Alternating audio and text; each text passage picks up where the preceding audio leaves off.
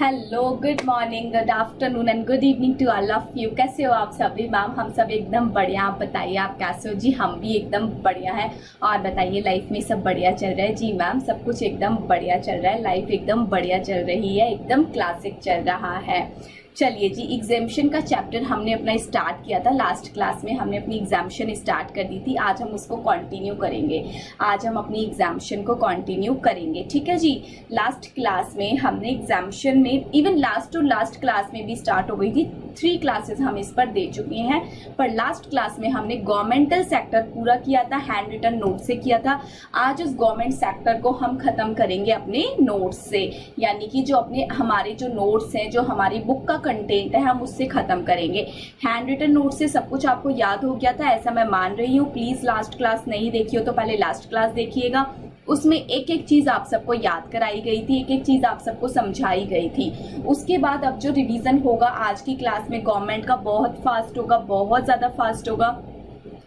उसके बाद में एक न्यू सेक्टर स्टार्ट करूंगी, बिल्कुल आराम आराम से उसको आपको समझाऊंगी, ठीक है जी। तो हमने ये गवर्नमेंट का पूरा सेक्टर अपने हैंड रिटन नोट से स्टार्ट किया था और इसको बहुत ही ब्यूटीफुल शब्दों में सीखा था, याद किया था, समझा था और हमने इसको खत्म किया था। देखिए यहाँ से ये पूरा मैं आपको पढ़ा चुकी हूँ, एक बार फिर भी स्क्रॉल कर रही हूँ सो दैट आपको ये मार्किंग नजर आ जाएगी, आपको समझ आ जाएगा, आपको ये बातें याद आ जाएंगी कि हाँ मैम ये तो हम पढ़ चुके हैं।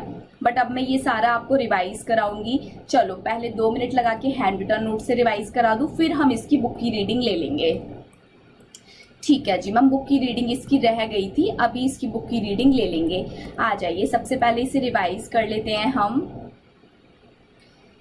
तो बात कही थी हमने गवर्नमेंट सर्विसेज की कि गवर्नमेंट के द्वारा सर्विसेज अगर दी गई हैं तो उनका क्या होगा। तो गवर्नमेंट में बेसिकली जगह जगह 4 तरह की गवर्नमेंट कवर हो रही थी, central government, state government, union territory and local authority.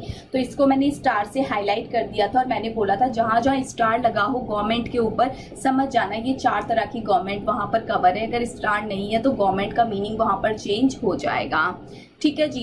फिर मैंने बोला था अगर ये 4 तरह की सर्विसेज, कैसी भी सर्विस, 4 तरह की गवर्नमेंट कोई सी भी सर्विस दे रही है, almost all services are exempted, all services provided by these for government are exempted. लेकिन उसके कुछ एक्सेप्शन थे कि कुछ जगह पर टैक्स लग रहा था। फिर हमने टैक्सेबल चीजों को पढ़ना शुरू किया, तो फिर मैंने आपको एक टॉपिक पढ़ाया था हेल्थ टैक्स से। मैंने कहा था एक्सेप्ट पीवीटी, पीवीटी हर जगह टैक्सेबल हो जाएगा। तो पीवीटी में पी में क्या था, पोस्ट सर्विस, नए जमाने की पोस्ट की सर्विस। और क्या था, इंश्योरेंस एजेंसी था, लाइफ इंश्योरेंस था, एजेंसी सर्विसेज था, बीएसईएस का आपको एग्जाम्पल कराया था। फिर बताया था कि अगर पोस्ट ऑफिस की सर्विसेज गवर्नमेंट टू गवर्नमेंट जा रही है तो एग्जाम्प्ट है, लेकिन पोस्ट ऑफिस की सर्विस गवर्नमेंट टू किसी भी पर्सन पर जा रही है तो टैक्सेबल है। वी बोले तो वेसल एंड एयरक्राफ्ट कराया था कि वेसल एंड एयरक्राफ्ट की सर्विसेज भी हमेशा टैक्सेबल है। टी बोले तो ट्रांसपोर्टेशन ऑफ गुड्स और पैसेंजर भी हमेशा टैक्सेबल है। उसके बाद आपको देखो फिर से दिखाया था कि जो गवर्नमेंट है, देखो उस गवर्नमेंट पे फिर से स्टार लगा हुआ है, दैट मीन्स फिर से कितनी गवर्नमेंट कवर हो जाएंगी मैम, फिर से गवर्नमेंट कवर हो जाएंगी 4 तरह की। अगर ये अपनी सर्विस दे रही है, बिजनेस एंटिटी को दे रही है, ऐसी बिजनेस एंटिटी को दे रही है जिनकी टर्नओवर अप टू 10, 20 और 40 लाख के क्राइटेरिया के अंदर अंदर आ जाती है प्रीसीडिंग फाइनेंशियल ईयर में, तो उस केस में भी गवर्नमेंट के द्वारा दी गई सारी सर्विसेज एग्जाम्प्ट होती हैं। लेकिन पीवीटी तो हमेशा टैक्सेबल होना है, तो यहाँ पर हैशटैग तो टैक्सेबल होगा। लेकिन यहाँ पर एक बात और लिखी हुई है, रेंटिंग ऑफ इमूवेबल प्रॉपर्टी भी हमेशा टैक्सेबल होगा। लेकिन मैंने आगे जाके आपको एक बात पढ़ाई थी, वहां पर कराया था कि अगर 5,000 रुपए तक की सर्विसेज दी गई हैं तो वो टैक्सेबल नहीं होती हैं। तो रेंटिंग ऑफ इमूवेबल प्रॉपर्टी अगर 5,000 रुपए तक की वैल्यू का है तो ये टैक्सेबल नहीं होगा। लेकिन पीवीटी अगर 5,000 रुपए का है या 4,000 रुपए का या 5,000 से कम है तब भी वो टैक्सेबल हो जाएगा।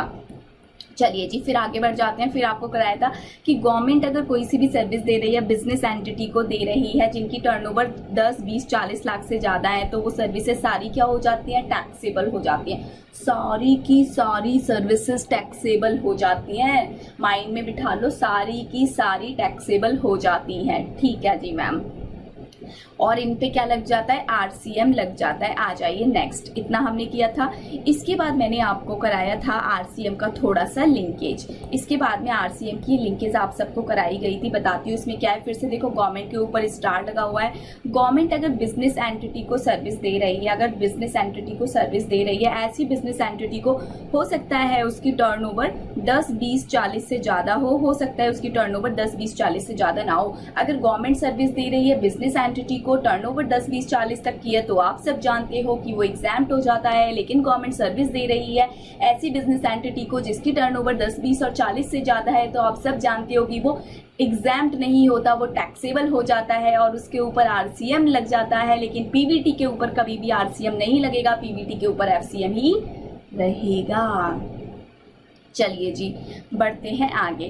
फिर मैंने आपको इमूवेबल प्रॉपर्टी के रिलेशन में भी क्या कराया था, लिंकेज कराया था आरसीएम से। अगर गवर्नमेंट के ऊपर क्या लगा है, देखो स्टार लगा है, दैट मीन्स वही 4 तरह की गवर्नमेंट यहाँ पर आ गई। गवर्नमेंट अगर ये 4 तरह की सर्विसेज दे रही है, किसको दे रही है, किसी भी पर्सन को दे रही है अदर देन गवर्नमेंट, और अगर ये सर्विस 5,000 रुपए तक की है तो उसको भी अदर देन क्राइटेरिया में डाला गया। मतलब कि अगर गवर्नमेंट इमूवेबल प्रॉपर्टी की सर्विस अगर गवर्नमेंट को दे रही है तो एग्जाम्प्ट, अगर गवर्नमेंट किसी को भी दे रही है और उनकी वैल्यू 5,000 रुपए तक की है तो भी एग्जाम्प्ट। लेकिन इनके अलावा गवर्नमेंट किसी को भी दे रही है, इमूवेबल प्रॉपर्टी की सर्विसेज दे रही है, आई मीन उनको रेंट पे दे रही है, तो अगर वो रजिस्टर्ड पर्सन है तो टैक्सेबल हो जाएगा अंडर आरसीएम। अगर वो रजिस्टर्ड पर्सन नहीं है तो टैक्सेबल हो जाएगा अंडर एफसीएम, और गवर्नमेंट को उस पर टैक्स भरना पड़ जाएगा। नेक्स्ट, फिर आपको कराया गया था कि देखिए जी, देखिए फिर से गवर्नमेंट के ऊपर स्टार आ गया, दैट मीन्स यहाँ पर वापस से 4 तरह की गवर्नमेंट कवर हो गई। अगर गवर्नमेंट को ही सर्विस दे रही है तो क्या हो जाएगा मैम, एग्जाम्प्ट हो जाएगा। लेकिन पीवीटी वाली सर्विसेज, हैशटैग का क्या मतलब है यहाँ पर, पीवीटी वाली सर्विसेज हमेशा टैक्सेबल रहती हैं। लेकिन यहाँ पर पी का मैंने एक और मतलब बताया था कि पी वाली सर्विसेज अगर गवर्नमेंट टू गवर्नमेंट जा रही है तो वो क्या हो जाएंगी, एग्जाम्प्ट। ठीक है मैम।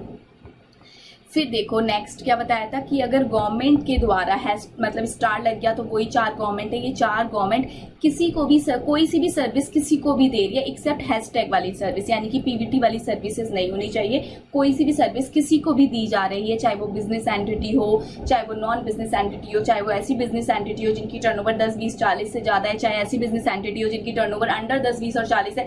अगर ऐसी बिजनेस एंटिटी को या कैसी भी बिजनेस एंटिटी को या किसी को भी सर्विस दी गई है, अगर सर्विसेज 5,000 रुपए तक की है इन अ फाइनेंशियल ईयर, तो वो पूरी की पूरी सर्विस क्या हो जाएगी, एग्जाम्प्ट। लेकिन अगर पीवीटी वाली सर्विस अगर 5 रुपए की भी है तब भी वो टैक्सेबल होगी। चलिए जी, फिर मैंने आपको इसमें एक बात और कराई थी कि मैम अगर कंटिन्यूएशन ऑफ सर्विस का केस है तो क्या होगा। ऐसी सर्विसेज जिसमें मैंने आपको केबल कनेक्शन का एग्जांपल दिया था जो कि कंटिन्यू बेसिस पर मिलती है, तो उस केस में मैंने आपको क्या बताया था, अगर गवर्नमेंट के द्वारा ऐसी सर्विस दी जा रही है जो कि कंटिन्यू बेसिस पर मिलती है तो उस केस में 5,000 रुपए पूरे फाइनेंशियल ईयर का आपको देखना पड़ेगा। ठीक है जी मैम। नेक्स्ट,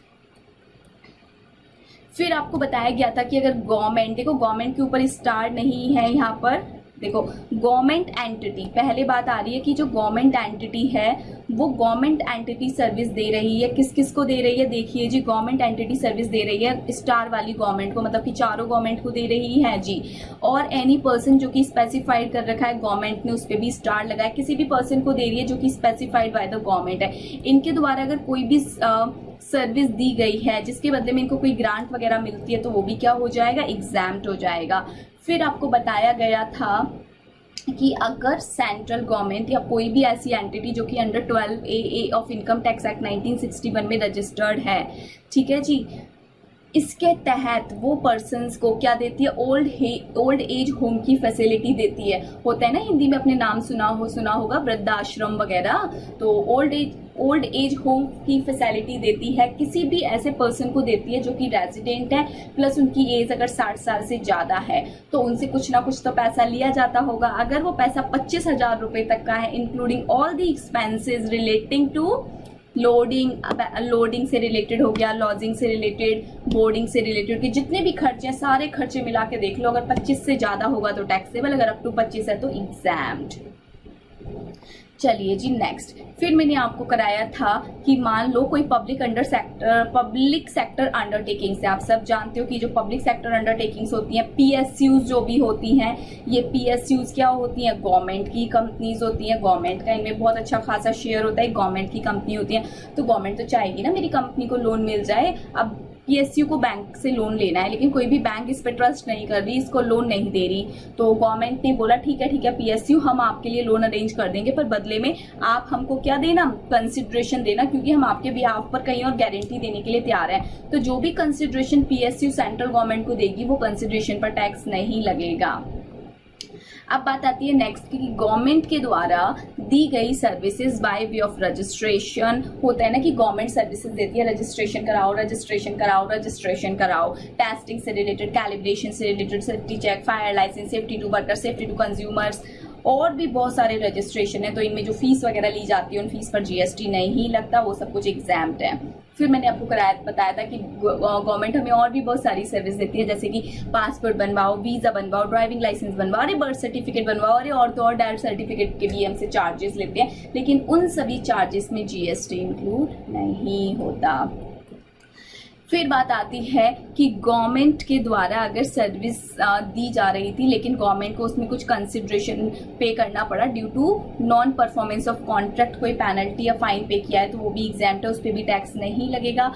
फिर मैंने आपको बताया था कि जो गवर्नमेंट है, देखो स्टार लगाए मतलब कि वही 4 तरह की गवर्नमेंट है। अगर ये अपने नेचुरल रिसोर्सेज यूज करने को देती हैं फार्मर को in relation to cultivation of plants and in rearing of all life of animals except horses, तो फार्मर से ये पैसा तो चार्ज करेंगी because farmer using the natural resources of the government. लेकिन ये जो पैसा चार्ज करती है उस पैसे पर जीएसटी नहीं लगता है, वो पैसा पूरा का पूरा एग्जैम्प्ट माना जाता है। चलिए नेक्स्ट, मैम इतना फास्ट क्यों करा रहे हो? लास्ट क्लास में पूरा 1 घंटा लगाया है इस चीज पर, अब भी फास्ट नहीं कराऊंगी तो बताइए कब कराऊंगी? सिलेबस की एक लिमिटेशन है ना, एक टाइम पीरियड है ना। अब देखो ना, अगर मैं उसी चीज को कल की तरह या धीरे धीरे करूं, चलो टाइम की तो कोई टेंशन मत लो आप सब, ठीक है, मैं टाइम कहीं ना कहीं से निकाल के आपको लेक्चर लंबा भी कर दूंगी। आप उसी चीज को बार बार देखोगे क्या? ऑफलाइन क्लास तो है नहीं कि मैं जबरदस्ती बैठा के आपको बोलूँ कि नहीं सुनो, सुनना ही पड़ेगा। बिल्कुल दिमाग में जब तक फिट नहीं होगा तब तक कोई बच्चा क्लास से बाहर नहीं निकलेगा। ऑफलाइन क्लास में तो मैं ऐसा कर देती थी, लेकिन अब यहाँ तो मैं नहीं कर सकती हूँ, यहाँ तो आपकी चलेगी। अभी 2 मिनट लगेगा, आप बटन इसका बैक करोगे, क्लास बंद हो जाएगी। यहाँ तो आप अपनी मर्जी के मालिक हो, ठीक है जी। एक चीज बहुत बुरी लग रही है, ये स्टूडेंट्स, कितने स्टूडेंट्स अब मैसेज कर रहे हैं कि मैम अब गाइड करो, हम ग्रुप छोड़ना चाहते हैं, हम पेपर नहीं देना चाहते। अब मैसेज कर रहे हैं मेरे को कि मैम बताइए, मैम गाइड कीजिए, हम ग्रुप छोड़ना चाहते हैं, हम छोड़ दें, हम दें, हम इसका हमारे ऊपर बुरा इम्पैक्ट तो नहीं पड़ेगा, हमारी आर्टिकलशिप पे बुरा इम्पैक्ट तो नहीं पड़ेगा। आज से ठीक 2 से 3 मंथ पहले मैं डेली ग्रुप में इतना मैसेज करती थी, पर्सनली आप सबसे बात कर रही थी, मुझे बहुत अच्छे से याद है। बीच में मैंने पर्सनली हर एक स्टूडेंट को, जो क्लासरूम स्टूडेंट है, खुद से मैसेज किया था, खुद से किया था कि कहाँ चल रहे हो, कितना सिलेबस हुआ बताओ। तब सबके एक्सक्यूजेस आ रहे थे।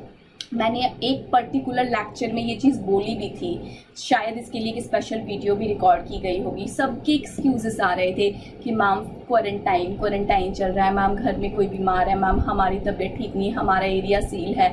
तब मैं बोल रही थी एक दिन एग्ज़ाम आएगा, और अब वो दिन आ गया है। तो अब आप सब मुझे मैसेज कर रहे हो कि बताओ मैम क्या करें। सुनो, अगर अब भी आप पर इतना टाइम है कि आप गिव अप नहीं करोगे और ढंग से पढ़ोगे तो अब भी हो जाएगा। जो बच्चों ने 2 ग्रुप का प्लानिंग किया था, उनका 1 ग्रुप का कोचिंग कंप्लीट है, वो मुझे बोल रहे हैं कि मैम हम 1 भी ना दें तो कैसा रहेगा। अरे कैसी कैसी बातें कर रहे हो, 1 कंप्लीट है तो वो 2 ना, वो तो निकलेगा। जानते हो कितने बच्चे इस बार गिव अप कर रहे हैं, कंपटीशन कितना कम है। चलो कंपटीशन नहीं भी कम हो, आपने जो मेहनत की है उसके बेसिस पर एग्जाम तो दो, वरना तो सारी मेहनत बेकार है। फिर क्या मतलब था इतना पढ़ने का? ना तो आपने पढ़ाई की उस पीरियड में, ना ही आप मज़े कर पाए। पढ़ाई चल रही थी, वहाँ मज़े भी चल रहे थे, लेकिन ना मज़ा हुआ ना पढ़ाई हुई। तो जितना किया है उसमें अभी भी टाइम है, अभी भी टाइम बिल्कुल कम नहीं है, बहुत टाइम है। मैंने 2 से 3 महीने में स्टडी करके अपना सीए फाइनल निकाल दिया था। ये तो आईपीसीसी है, आप क्यों नहीं निकाल पाओगे? मैंने आईपीसीसी का सीए फाइनल ग्रुप 2 सिर्फ 3 मंथ्स में विद कोचिंग निकाला था। मैंने एक एक ग्रुप करके दिया है, मैं आपको हमेशा क्लास में बताती हूँ। फर्स्ट ग्रुप देने के बाद मेरे पास सिर्फ 6 मंथ थे, मेरा रिजल्ट आया था। उसके बाद उस रिजल्ट आने के बाद मैंने सोचो क्लासेस किया, सेल्फ स्टडी किया, मेरा एग्जाम था, मैंने एग्जाम दिया, मेरा क्लियर हुआ। 3 महीने बचते हैं रिजल्ट आने के बाद, उसी पीरियड में मैंने सेकंड ग्रुप निकाला है अपना। तो आप क्यों नहीं निकाल सकते हो आईपीसीसी का? ये तो आईपीसीसी है, मैं आपको फाइनल का बता रही हूँ। इवन पेपर दो, मेहनत की है तो रिजल्ट आएगा, डेफिनेटली आएगा। अभी भी बहुत टाइम है, 18 घंटे 17 घंटे 16 घंटे ऑन टेबल रहोगे, फिर देख लेना जरा कि क्या रिजल्ट आता है आपका। चलिए जी, बाकी सब कुछ आपके हैंड्स में है कि आप अब क्या करते हो क्या नहीं करते। मैंने फिर भी सब बच्चों को बहुत मोटिवेट ही किया है, समझाया है कि गिव अप मत करना। गिव अप करोगे, ये जो अटेम्प्ट होता है छोड़ दोगे, ये भी काउंटेबल होता है। जब आर्टिकलशिप का इंटरव्यू देने जाओगे अटेम्प्ट काउंट किया जाएगा, अगर छोड़ भी दोगे तब भी। चलिए जी,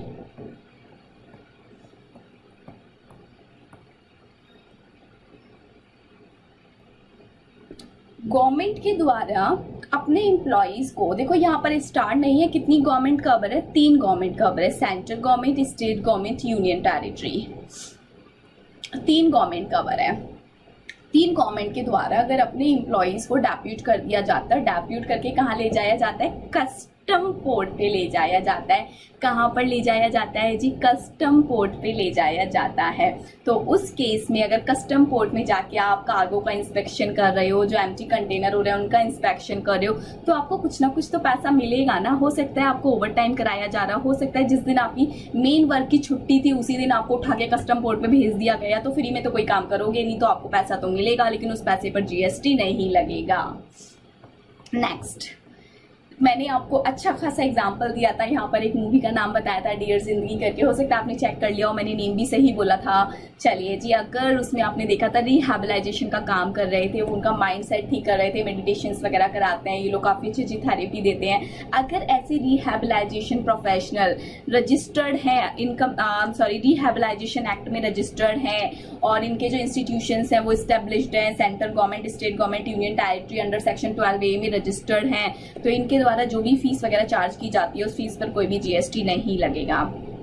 फिर मैंने आपको बात बताया था कि जो माइनिंग लीज होल्डर होते हैं, जो कि ज़मीन के अंदर से एक्सट्रैक्ट करते हैं, ज़मीन को खोदते हैं, उनके अंदर से प्रोडक्ट्स निकालते हैं, ऑयल वगैरह निकालते हैं, एक्सट्रैक्शन का काम करते हैं, तो क्या वो कहीं भी जाके किसी भी ज़मीन को खोदना स्टार्ट कर सकते हैं क्या जी? बिल्कुल भी नहीं। स्टेट गवर्नमेंट उनको राइट देती है, ठीक है जी आप यहाँ पर खोदना शुरू करो, तो उसके बदले में स्टेट गवर्नमेंट को रॉयल्टी वगैरह मिलती है। लेकिन स्टेट गवर्नमेंट इतनी खाली नहीं है कि वो ये सारा काम कर पाए, जिसकी वजह से स्टेट गवर्नमेंट ईआरसीसी को अपॉइंट कर देती है, और स्टेट गवर्नमेंट ईआरसीसी को बोलती है, ये राइट देती है कि आप हमारे बिहाफ पर रॉयल्टी कलेक्ट करो। जब स्टेट गवर्नमेंट राइट दे रही है ईआरसीसी को, तो बदले में कोई ना कोई कंसिडरेशन तो ले रही होगी ना, बिल्कुल ले रही होगी मैम।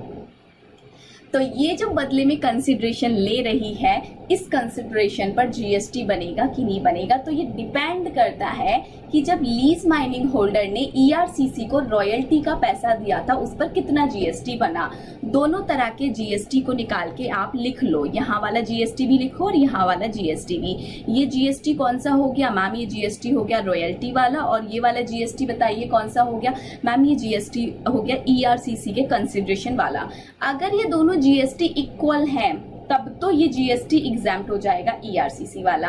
अगर ईआरसीसी वाला जो जीएसटी निकला है कंसिडरेशन पर वो कम है, तब भी वो एग्जाम्प्ट हो जाएगा। लेकिन ईआरसीसी वाला जो जीएसटी निकला है वो ज्यादा है इस वाले जीएसटी से, तो जितना भी डिफरेंस है वो टैक्सेबल हो जाएगा, उतने डिफरेंस पर जीएसटी लग जाएगा, उतना डिफरेंस पर उतने डिफरेंस का जीएसटी पे करना पड़ जाएगा। चलिए, ये बढ़िया से एग्जाम्पल के साथ कराया था। उसके बाद मैंने कराया था कि कोई भी गवर्नमेंट अथॉरिटी अगर अपनी सर्विसेज देती है in relation to article number 243G and 243W, तो वो सारी सर्विसेज एग्जाम्प्ट होती हैं। फिर मीनिंग बताया था, what is the meaning of government entity, government authority and business entity, ये सब कुछ मैंने आपको कराया था। चलिए जी, अब आप सब आ जाइए मेरे साथ हैंड रिटन नोट्स पे। हैंड रिटन नोट्स का ये पेज नंबर है जी आपका जी, पेज नंबर 4.32 ये पेज नंबर है। इसको आप सभी ओपन कर लीजिए और आ जाइए, एक साथ पढ़ना स्टार्ट करते हैं। Description of services. देखो यहाँ पर ये सीरियल नंबर मैम याद करें क्या, कितनी बार पूछोगे और मैं कितनी बार बताऊं, मत याद करो, हाथ जोड़ रही हूँ, मत याद करो, नहीं याद होगा, नहीं याद होगा, मत याद करो। ठीक है जी, अब बात समझ आ गई? जी जी मैम, अब तो पक्की बात समझ आ गई। एक बार डांट पड़ती है ना तो आपको सब समझ आ जाता है। चलिए जी, हालांकि वो बात अलग है, मैं कितना भी डांट दूँ वो लगता नहीं है कि डांट पड़ रही है, पोलाइट ही ले लेते होगे, मुझे तो ऐसा लगता है। चलिए जी,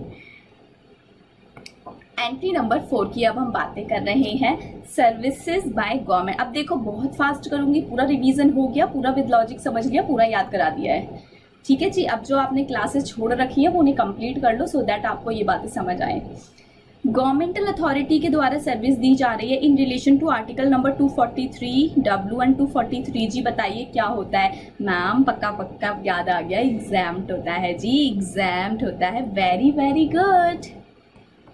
चलिए जी next, services by central government, state government, union territory, local authority excluding the following services. इन 4 गवर्नमेंट के द्वारा दी गई ऑलमोस्ट सभी सर्विसेज एग्जाम्प्ट होती है एक्सेप्ट PV और बताइए T।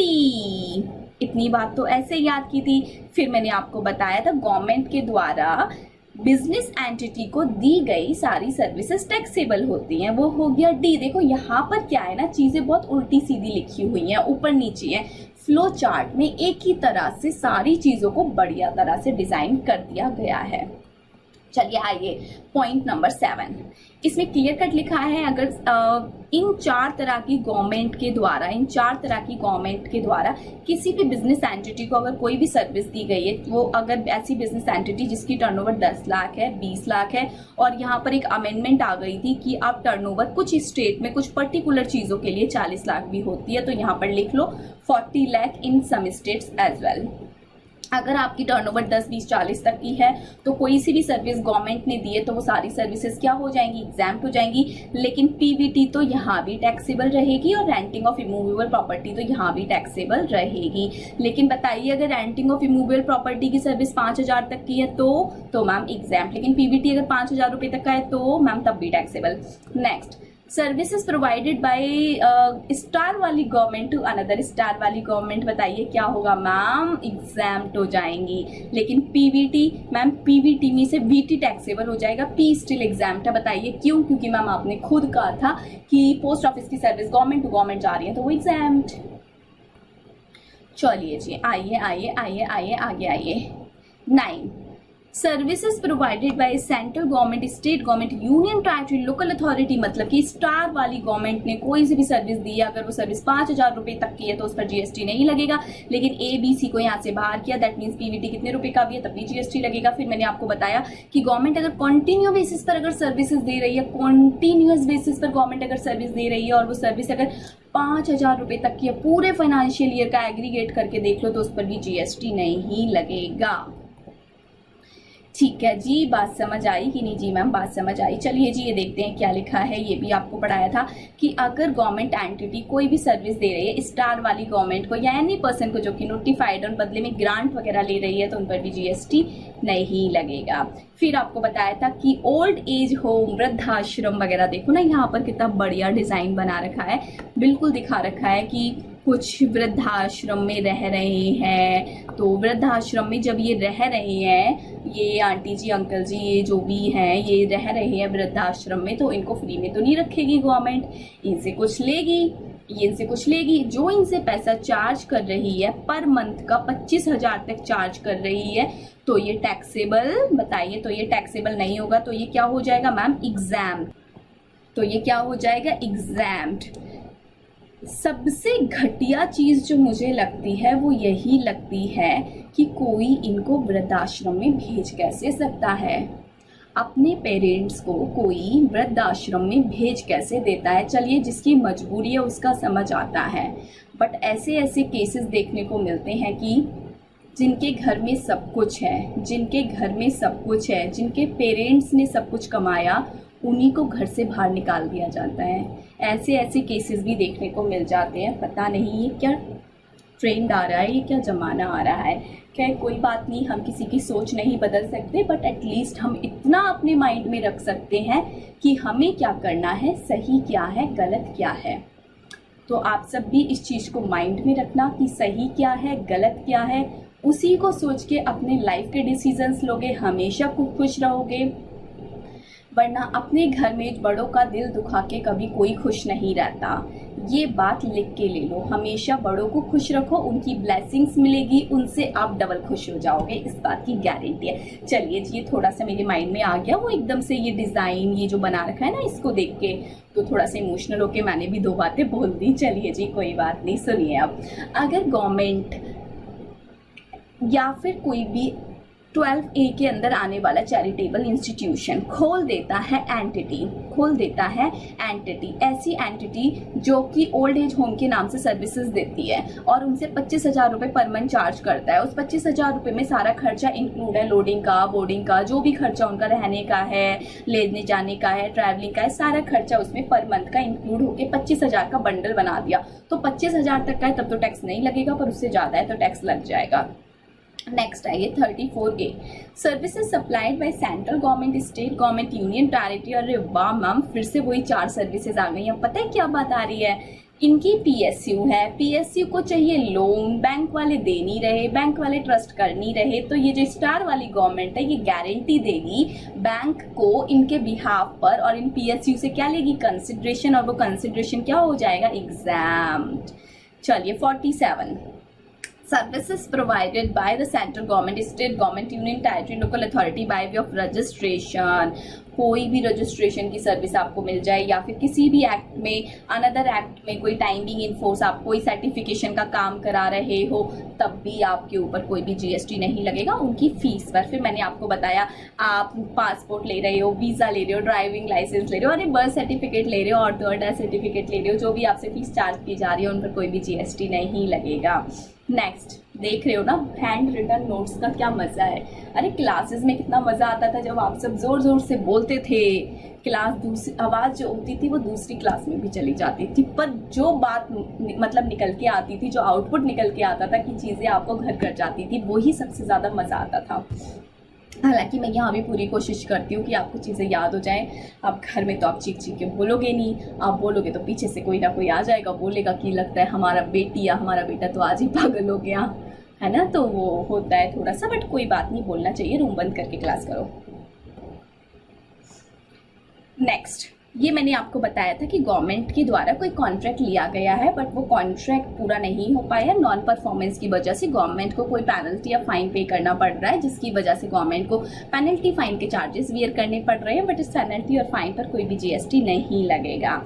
फिर मैंने आपको बताया था कि गवर्नमेंट अगर फार्मर्स को in relation to cultivation of plant and in relation to rearing of all life of animals, अगर नेचुरल रिसोर्सेज को यूज़ करने की पावर देती है तो बदले में कंसिडरेशन लेती है, बट उस कंसिडरेशन पर GST नहीं लगता है। ठीक है जी मैम, लेकिन वहाँ पर एनिमल्स में हॉर्सेस इंक्लूड नहीं होता। नेक्स्ट, अगर ड्यूरिंग द हॉलीडेज और आफ्टर ऑफिस आवर, अगर ओवर टाइम के लिए अगर किसी भी एम्प्लॉय को डेप्यूट करके कस्टम पोर्ट पर भेजा जाए तो जो भी उनको ओवर टाइम मर्चेंट दिया जाता है उस पर GST नहीं लगेगा। फिर ये कराया था ERCC वाला, ये आप सबको बहुत अच्छे से आता है, यहाँ से मत पढ़ना, बिल्कुल सिंपल वर्ड्स में मैंने पढ़ा रखा है, स्टिल पढ़ना चाहो तो पढ़ लेना। इसमें क्या था? स्टेट गवर्नमेंट थी, ERCC थी, और कौन था? लीज माइनिंग होल्डर थे। स्टेट गवर्नमेंट ने ERCC को राइट दिया कि आप हमारे बिहाफ पर रॉयल्टी कलेक्ट कर लो, जिसके बदले में ERCC स्टेट गवर्नमेंट को क्या देती थी? कंसिडरेशन देती थी। तो इस कंसिडरेशन पर GST लगेगा या नहीं, तो इसके लिए जितना भी GST बनेगा उसे कैलकुलेट करना होगा। सिमिलरली रॉयल्टी का भी GST कैलकुलेट करना होगा और दोनों के GST को कंपेयर करना होगा। अगर दोनों इक्वल हैं, कोई भी ये ERCC का GST गवर्नमेंट को नहीं जाएगा, LMH वाला तो जाएगा, ऑब्वियसली वो तो जाना ही जाना है। हम बात कर रहे हैं ERCC के। अगर ERCC वाला कम है इस वाले से तो ERCC का GST गवर्नमेंट को नहीं जाएगा, लेकिन ERCC का GST अगर ज़्यादा आ गया LMH वाले GST से, तो जितना भी ज़्यादा आएगा डिफरेंस गवर्नमेंट को जाएगा। LMH का मैम हमेशा जाएगा, वो तो हमेशा जाना ही जाना है, हम सिर्फ ERCC की बातें कर रहे हैं। चलो, फिर मैंने आपको कराया था रिहैबिलाइजेशन, लिख लो डियर जिंदगी, यहाँ पर डियर जिंदगी। चलिए जी, आ जाइए, आगे बढ़ जाइए। इसके बाद ये एनालिसिस मैंने आपको अच्छे से करा दिया कि बिजनेस एंटिटी किसे कहते हैं, गवर्नमेंटल अथॉरिटी किसे कहते हैं, गवर्नमेंट एंटिटी किसे कहते हैं। लास्ट क्लास में आपको बढ़िया सा करा दिया था, मैं यहाँ पर उसमें टाइम नहीं लगाऊंगी। ठीक है जी, अब देखिए आ जाइए अब यहाँ पर आ जाइए। ये सब हम बहुत अच्छे से कर चुके हैं।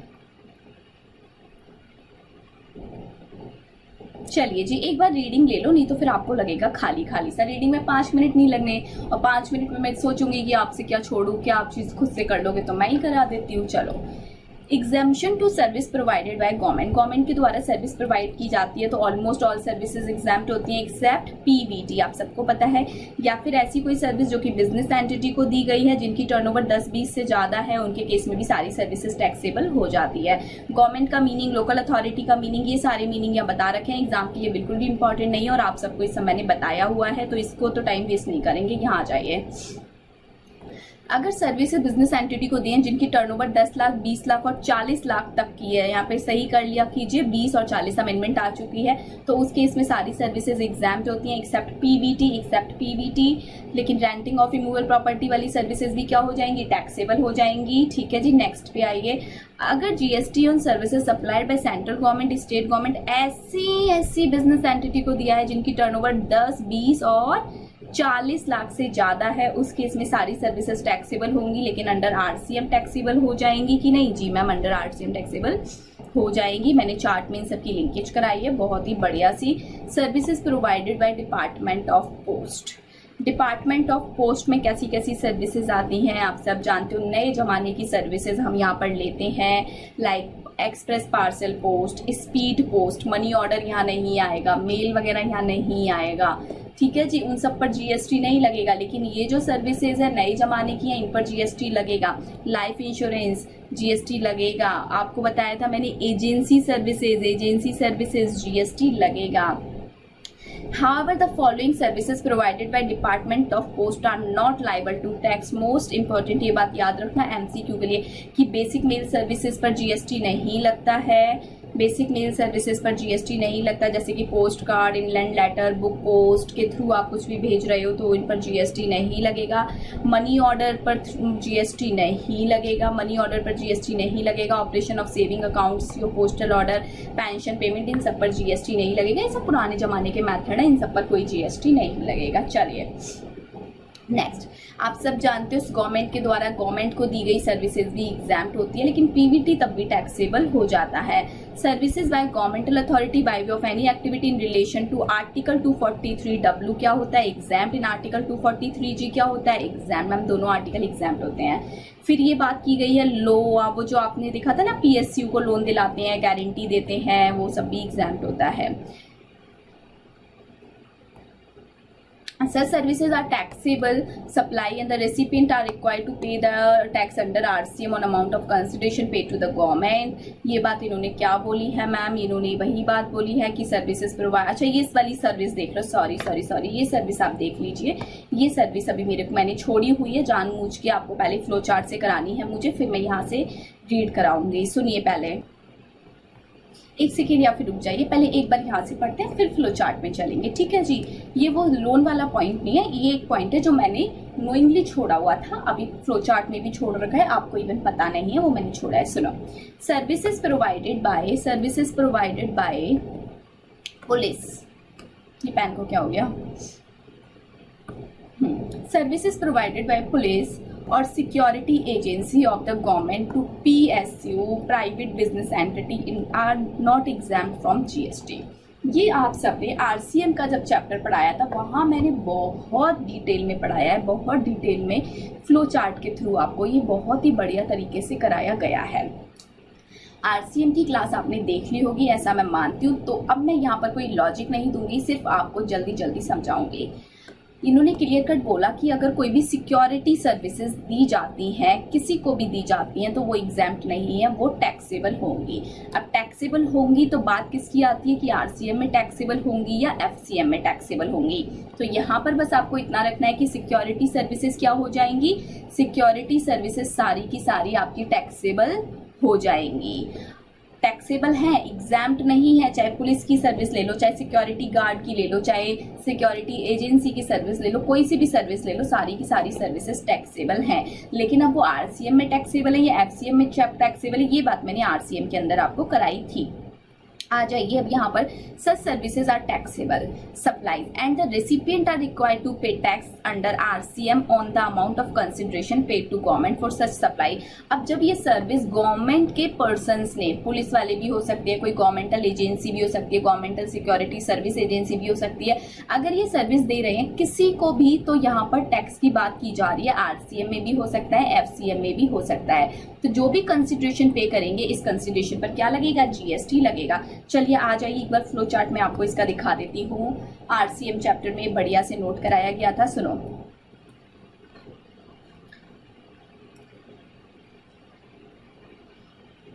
Any person other then body corporate, body corporate की यहाँ बात नहीं हो रही है अभी, कोई भी पर्सन अगर सिक्योरिटी की सर्विसेज देता है एक रजिस्टर्ड पर्सन को, तो यहाँ पर क्या लगेगा, आरसीएम लगेगा। यहाँ पर क्या लगेगा, आरसीएम लगेगा। कोई भी person other then body corporate, इसका मतलब जब जब बॉडी कॉर्पोरेट सर्विस देगी तो क्या लग जाएगा, एफसीएम लग जाएगा।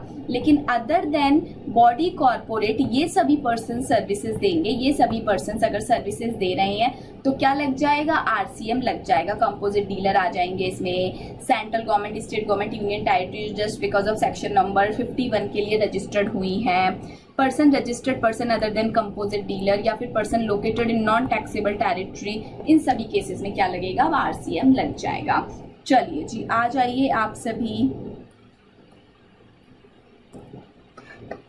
एक सेकेंड। चलो, तो ये तो मैंने आपको बात बताई, ये एक एग्जाम्पल है, आप सभी होमवर्क में इस एग्जाम्पल को रीड कर लेना, सिंपल सा एग्जाम्पल है। चलो next, toll rating of contract में कोई भी फाइन पेनल्टीज पे करना पड़ता है तो वो अमाउंट क्या हो जाता है मैम, वो अमाउंट पूरा का पूरा क्या हो जाता है, एग्जैम्प्ट हो जाता है, उस पर टैक्स नहीं लगता है। फिर इसके बाद आपको पढ़ाया गया था कि ये वाली बात तो हो गई, आ जाइए नेक्स्ट, एक सेकेंड। अच्छा देखो, यहाँ पर पीएसयू वाला पॉइंट नहीं आया, यहाँ पर पीएसयू वाला पॉइंट कवर नहीं हुआ है, वो पॉइंट ऊपर ही कहीं पर कवर हो गया होगा जो मैंने आपको बताया था। बट आप याद रखना, फ्लो चार्ट से सारी चीज़ें एक ही साथ आपको मिल गई है कि अगर गवर्नमेंट ने, कौन सी गवर्नमेंट, स्टार वाली गवर्नमेंट ने अपने पीएसयू के लिए लोन के लिए गारंटी दी है अगर कहीं किसी बैंक इंस्टीट्यूशन में, तो उस केस में पीएसयू से जो भी कंसिडरेशन लिया गया है उस कंसिडरेशन पर जीएसटी नहीं लगेगा। आई होप आपको बातें समझ आ गई होंगी। इसी के साथ साथ हमारा ये सेक्टर आज खत्म होता है, गवर्नमेंट सेक्टर हमारा पूरी तरह से खत्म होता है। कुछ एग्जांपल्स मैंने छोड़े हुए हैं, आप इन एग्जांपल्स को सॉल्व कर लीजिएगा। बड़े ही सिंपल एग्जांपल हैं, जब रिवीजन करा रही थी या फिर जब मैंने आपको लॉजिकली समझाया था तब ये सारी चीज़ें मैं ऑलरेडी आपसे डिस्कस कर चुकी हूँ। जो चीज़ें छोड़ूंगी वो बहुत ज़्यादा सिंपल होंगी, टेंशन मत लीजिए। चलिए जी, अब आ जाइए आप सभी मेरे साथ। सबसे पहले बिल्कुल स्टार्टिंग में हमने एक पार्ट छोड़ा हुआ है एग्जाम्शन का, सबसे पहले आज उसी को करेंगे। आ जाइए बिल्कुल स्टार्टिंग में।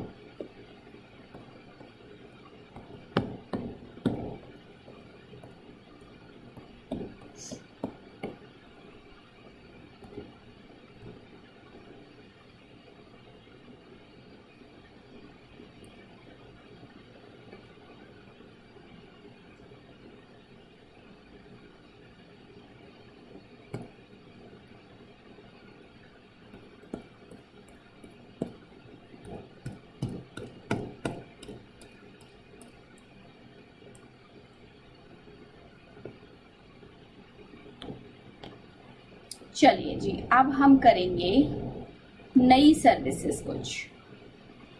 अब हम करेंगे चैरिटेबल एंड रिलीजियस एंटिटी से रिलेटेड सर्विसेज करेंगे, ठीक है जी। अभी तक हम क्या क्या कर चुके, देखो हम एजुकेशन सेक्टर खत्म कर चुके हैं, ठीक है मैम। फिर हम हेल्थ सेक्टर खत्म कर चुके हैं, जी मैम। फिर हमने ट्रांसपोर्टेशन खत्म किया, transportation in relation to goods खत्म किया, इन रिलेशन टू पैसेंजर खत्म किया, ठीक है जी, जी मैम। उसके बाद हमने क्या किया, एग्रीकल्चर सेक्टर खत्म करा पूरा, जी मैम। उसके बाद हमने क्या किया, गवर्नमेंटल सेक्टर खत्म किया पूरा, जी मैम। इतने सेक्टर हम खत्म कर चुके। आज हम करेंगे अब religious and charitable sector, religious and charitable sector. बात समझ आई कि नहीं, जी मैम। अब हमको समझ आ गई कि हम किस तरह से आगे बढ़ रहे हैं। चलो अब मैं स्टार्ट करती हूँ, पहले आपको ये समझाऊंगी। देखो अब मैंने इस चीज़ पर कोई फ्लो चार्ट नहीं डिज़ाइन किया, ऑलरेडी बहुत सिंपल बातें बची हैं, बहुत सिंपल बातें बची हैं, कोई घूमी हुई बातें नहीं है, कोई बिखराव नहीं है कि मुझे एक जगह सजाना पड़ जाए, बहुत सिंपल बातें। स्टिल आप सबको कहीं भी परेशानी आए तो बता देना, आपको फ्लो चार्ट मिल जाएगा। मुझे यहाँ फ्लो चार्ट की ज़रूरत पर्सनली नहीं लगी, मैंने नहीं बनाया है। स्टिल आपको कोई ज़रूरत फील हो तो बता दीजिएगा। पढ़ते हैं, बताइएगा मज़ा आया कि नहीं। चलिए जी, तो अब हम बात करेंगे चैरिटेबल एक्टिविटीज़ की। हम किसकी बात करेंगे? चैरिटेबल एक्टिविटीज़ की हम बातें करेंगे। और हम बातें करेंगे रिलीजियस इंस्टीट्यूशंस की, जो चैरिटेबल इंस्टीट्यूट होती हैं, रिलीजियस इंस्टीट्यूशंस होते हैं, उनकी अब बातें करेंगे। ठीक है जी, आप सभी रेडी हो? अब जी मैम, हम सब तो एकदम रेडी हैं पढ़ने के लिए। चलो पढ़ें। जी मैम, सुनिए, कुछ ऐसी सर्विसेज जो कि एग्जेम्प्ट हैं। कौन सी सर्विसेज एग्जेम्प्ट है? जो कि रिलेटेड है रिलीजियस एंड चैरिटेबल एक्टिविटी। मैं यहाँ से एक वर्ड हाईलाइट करा देती हूँ, हालांकि स्टार्टिंग में बताया था बिल्कुल कि आपको ये सीरियल नंबर याद नहीं रखना, बट ये नोटिफिकेशन नंबर जरूर याद रख लीजिएगा।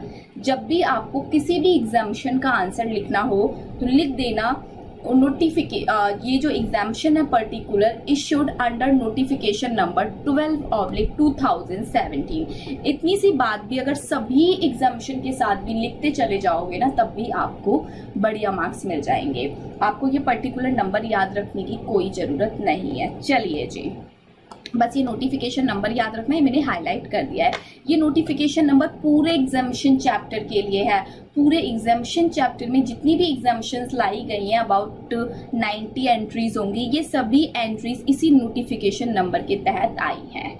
चलिए जी, ठीक है, ठीक है मैम। अब हम बात करते हैं रिलीजियस एंड चैरिटेबल एक्टिविटीज़ की। रिलीजियस एंड चैरिटेबल एक्टिविटीज़ की तो यहाँ पर बताया गया है कुछ ऐसी एंटिटीज़ जो कि as a charitable institution registered हुई है। चैरिटेबल इंस्टीट्यूशन आप कैसे रजिस्टर्ड होगे, उसके लिए आपको particular under section 12AA of income tax act registration लेना पड़ता है। इनकम टैक्स में सेक्शन है 12AA, आप पढ़ोगे इसको इनकम टैक्स में, तो वहाँ पर इस सेक्शन के तहत आपको एज अ चैरिटेबल एक्टिविटी में रजिस्ट्रेशन मिल जाएगा। सपोज आपने कोई एनजीओ खोला, वो एनजीओ में आप सभी चैरिटेबल एक्टिविटीज़ कर रहे हो, तो उस एनजीओ को आप एज अ चैरिटेबल इंस्टीट्यूशन भी रजिस्टर्ड करा सकते हो अंडर सेक्शन 12AA। जब आप किसी भी एंटिटी को अंडर सेक्शन 12A रजिस्टर्ड कराओगे, हालांकि आप जब चैप्टर पढ़ोगे इनकम टैक्स में, वहाँ आपको एक और नज़र आएगा सेक्शन 1023C। ये भी एक सेक्शन होता है, इसमें भी आप एंटिटी को as a charitable trust registered करा सकते हो।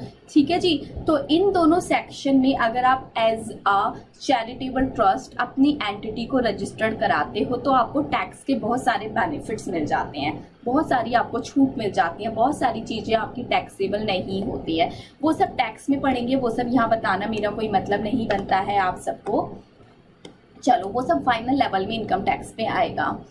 अभी मैं इतना बताना चाहती हूँ कि अगर आपने किसी भी एंटिटी को रजिस्टर्ड किया है under section 12AA of income tax act 1961 by way of charitable activities, ठीक है जी, चैरिटेबल एक्टिविटीज़ देने के लिए आपने किसी भी एंटिटी को रजिस्टर्ड किया है अंडर दिस सेक्शन, और ये चैरिटेबल एक्टिविटीज़ के द्वारा सर्विसेज दे रहे हैं, तो ये सर्विसेज क्या हो जाएंगी? एग्जैम्प्ट। क्या हो जाएंगी? एग्जैम्प्ट, यानी कि ऐसी एंटिटी जो कि रजिस्टर्ड है अंडर सेक्शन 12AA, वो एंटिटी अगर अपनी सर्विसेज दे रही है तो वो सर्विसेज क्या हो जाएंगी? एग्जैम्प्ट। क्या मैम सभी सर्विसेज एग्जैम्प्ट हो जाएंगी इस चैरिटेबल एंटिटी के द्वारा दी गई? नो नो नो, सारी सर्विसेज एग्जैम्प्ट नहीं होंगी। अभी हम पढ़ेंगे कि कौन कौन सी सर्विसेज एग्जैम्प्ट होंगी। अभी आप बस इतनी बात याद रखिए कि कोई भी एंटिटी है, उसने अपने आप को अंडर सेक्शन 12AA रजिस्टर्ड कर लिया फ़ायदा उठाने के लिए, बेनिफिट लेने के लिए। अब उस एंटिटी के द्वारा जो सर्विस दी जा रही है वो सर्विसेज क्या हो जाएंगी? एग्जैम्प्ट हो जाएंगी। चलिए अब आइए देखते हैं कौन कौन सी सर्विसेज एग्जैम्प्ट होंगी। एंट्री नंबर 1 के रिस्पेक्ट में एनालिसिस आ जाइए। A service provided bye charitable and religious trust, जो मंदिर होते हैं, ठीक है जी, मंदिर होते हैं। अब मैं शिरडी की बात करूं, साईं बाबा का मंदिर है तो वहाँ पर शिरडी का भी तो एक ट्रस्ट है, उनका भी तो एक ट्रस्ट है। अब जहाँ पर मंदिर में इतना पैसा आता है, तिरुपति बालाजी इतना पैसा आता है, कहते हैं कि इंडिया का सबसे अमीर मंदिर है, सबसे ज़्यादा पैसा आता है तिरुपति बालाजी में, सेकंड नंबर पे शिरडी में सबसे ज़्यादा पैसा आता है। तो ये पैसा जो आता है, ये पैसा इनके हैंड्स में, मंदिर के हैंड्स में टैक्सेबल होता है कि नहीं, तो ये बातें आपको पढ़ाई जाएगी इनकम टैक्स में फाइनल लेवल पर। मैं फिर भी आपको बता देती हूँ, ये जो टेम्पल होते हैं ये सब रिलीजियस ट्रस्ट में रजिस्टर्ड होते हैं। कहाँ पर रजिस्टर्ड होते हैं? रिलीजियस ट्रस्ट में। तो इनके हैंड्स में कैसे टैक्सेबल होगा, कैसे नहीं टैक्सेबल होगा, इनकम टैक्स को इनकम टैक्स में पढ़ेंगे। लेकिन इनके द्वारा दी गई सर्विसेज पर जीएसटी लगेगा या नहीं लगेगा, वो यहाँ पर पढ़ेंगे। तो ऐसा कोई भी टेम्पल हो, एनजीओ हो, आप कोई भी अनदर वेलफेयर काम करना चाहते हो, आप 6-7 पर्सन मिलके कोई वेलफेयर और ऑर्गेनाइजेशन स्टार्ट करना चाहते हो, लोगों की भलाई के लिए काम करना चाहते हो, लोगों को सर्विसेज देना चाहते हो, तो उस केस में सपोज आपने कोई एंटिटी रजिस्टर्ड करा ली अंडर सेक्शन 12A। अब वहाँ से आप कोई भी सर्विस दे रहे हो तो बदले में पैसा तो लोगे, तो उस पैसे पर जीएसटी लगेगा कि नहीं लगेगा, वो बातें यहाँ सीखेंगे कि कौन सी ऐसी सर्विसेज होंगी जिन पर जीएसटी नहीं लगेगा। आई होप अब ये बात आपको समझ आई होगी। Entry number 1 of the notification, exempt services, exempt करती है सर्विसेज को provided by an entity registered under 12A of income tax act 1961 by way of charitable activities. Thus in order to claim exemption under entry number 1 following two condition must be satisfied. आप अगर charitable institution हो, आप अगर religious trust हो, आपके द्वारा जो भी सर्विसेज दी जा रही हैं, आप उनमें एग्जाम्पशन चाहते हो, तो सबसे पहले आपको रजिस्टर्ड होना पड़ेगा as a charitable trust, religious trust under section 12AA। Second, आप entity must carry out one or more of the specified charitable activity। आप जो charitable activities दोगे वो कैसी होनी चाहिए? specified charitable activities दोगे तो उन्हीं वाली specified activities पर GST नहीं लगेगा, other than specified activities जो भी होंगी सब पर GST लगेगा। तो मैम specified activities का क्या मतलब है समझाती हूँ, सुनो। Before processing further let us first understand the meaning of charitable activities. कौन सी चैरिटेबल एक्टिविटीज स्पेसिफाइड कैटेगरी में आएंगी, और जो स्पेसिफाइड कैटेगरी में आ गई वो ही वाली सर्विसेज अगर आप किसी को दे रहे हो, उन पर्टिकुलर एक्टिविटीज को एज अ सर्विस आप कहीं पर दे रहे हो, तो जो भी बदले में पैसा लोगे उस पैसे पर जीएसटी ना लगेगा। बात समझ आई कि नहीं? मैम आ गई। सुनो कौन सी सर्विसेज अगर एक चैरिटेबल और एक रिलीजियस ट्रस्ट देंगे तो एग्जाम्प्ट हो गई। पब्लिक हेल्थ से रिलेटेड, आप पब्लिक हेल्थ से रिलेटेड सर्विस दे रहे हो, लोगों की केयर कर रहे हो, काउंसिल कर रहे हो, किस किस चीज़ से रिलेटेड आप केयर कर रहे हो, किस किस चीज़ से आप रिलेटेड काउंसिल कर रहे हो। टर्मिनली इल पर्सन्स और पर्सन्स विद सीवियर फिजिकल और मेंटल डिसेबल, ऐसे पर्सन जिनको बहुत ही ज़्यादा बीमारी है, जो टर्मिनली इल हैं, जो कि बहुत बुरी तरह बीमार है, या फिर जो कि फिजिकली और मेंटली डिसेबल है, कोई हैंडीकैप्ड है या फिर वो मेंटली डिसेबल हैं, ऐसे पर्सन्स की आप हेल्थ केयर की सर्विस या फिर उनको काउंसिल करने की सर्विसेज दे रहे हो, तो उनसे जो भी पैसा चार्ज कर रहे हो उस पर जीएसटी नहीं लगेगा। या फिर आप केयर काउंसिल कर रहे हो ऐसे पर्सन्स का जो कि अफिलिक्टेड है HIV और एड्स से। आप सबको पता है ये दोनों बहुत ही ज़्यादा भयानक बीमारियां होती हैं, तो कैसे कोई भी पर्सन जो कि HIV और एड्स से ग्रसित हैं, इनसे अफिलिएटेड हैं, तो इससे रिलेटेड आप पर्सन्स की केयर कर रहे हो, काउंसलिंग कर रहे हो as a charitable trust, as a religious trust, आप ऐसी एक्टिविटीज़ की सर्विसेज दे रहे हो, तो बदले में जो भी पैसा ले रहे होगे आपके ऊपर जीएसटी नहीं लगेगा। Next, person addicted to a dependence forming substance such as narcotic drugs और alcohol, ऐसे पर्सन जो कि एडिक्टेड हो चुके हैं अल्कोहल के, नार्कोटिक ड्रग्स के, जो कि पूरी तरह से बोलूँगी एक सिंगल वर्ड में, जो कि वर्ड सही नहीं है, जो कि मतलब पूरी तरह नशे में डूबे रहते हैं, पूरी तरह नशे में डूबे पड़े रहते हैं गलियों में, कहीं ना कहीं आपने देखा होगा पूरी तरह से एडिक्टेड हो गए हैं। तो अगर चैरिटेबल ट्रस्ट ऐसे पर्सन्स का जो कि पूरी तरह से नशे में डूबे रहते हैं, इनका केयर काउंसिल कर रही है, इनकी हेल्थ का ख्याल रख रही है, तो बदले में इनसे जो भी पैसा चार्ज कर रही होगी उस पैसे पर जीएसटी ना लिया जाएगा। एक लास्ट पॉइंट और है, एक सेकेंड, ए पॉइंट आपने पढ़ लिया, ए आपका खत्म हो गया। ए में आपने क्या सीखा कि पब्लिक हेल्थ से रिलेटेड केयर काउंसिल की जा रही है ऐसे लोगों की ऐसे लोग जो कि काम से जा चुके हैं, अब तो ये काम से जा ही चुके हैं ना। अब पूरी तरह से टर्मिनली इल पर्सन्स हैं, मेंटल हैं, फिजिकली मतलब हैंडीकैप्ड है, HIV है, एड्स हैं, जो पूरी तरह से एडिक्टेड हो चुके हैं। ये तो एक तरह से पूरी तरह से बर्बाद हो गए ना, ये तो पूरी तरह से बर्बाद हो गए। अब इन बर्बाद वाले लोगों को आप सर्विस दे रहे हो, तो इन बर्बाद वाले लोगों से जीएसटी कहाँ से लोगे? इन पे इतना पैसा ही नहीं होगा, पहले अपना ट्रीटमेंट ही करा ले। तो विदाउट जीएसटी भी इनका ट्रीटमेंट चलेगा ऐसे लोगों का जो कि काम से जा चुके हैं। याद रखना, काम से जा चुके हैं में कौन कौन से लोग आएंगे? HIV वाले आएंगे, एड्स वाले आएंगे, एडिक्टेड आएंगे, और जो कि पूरी तरह से बीमार हैं या फिर फिजिकली और मेंटली डिसेबल हैं। चलो, ए पॉइंट आई होप आप सबको याद रहेगा। B point, public awareness.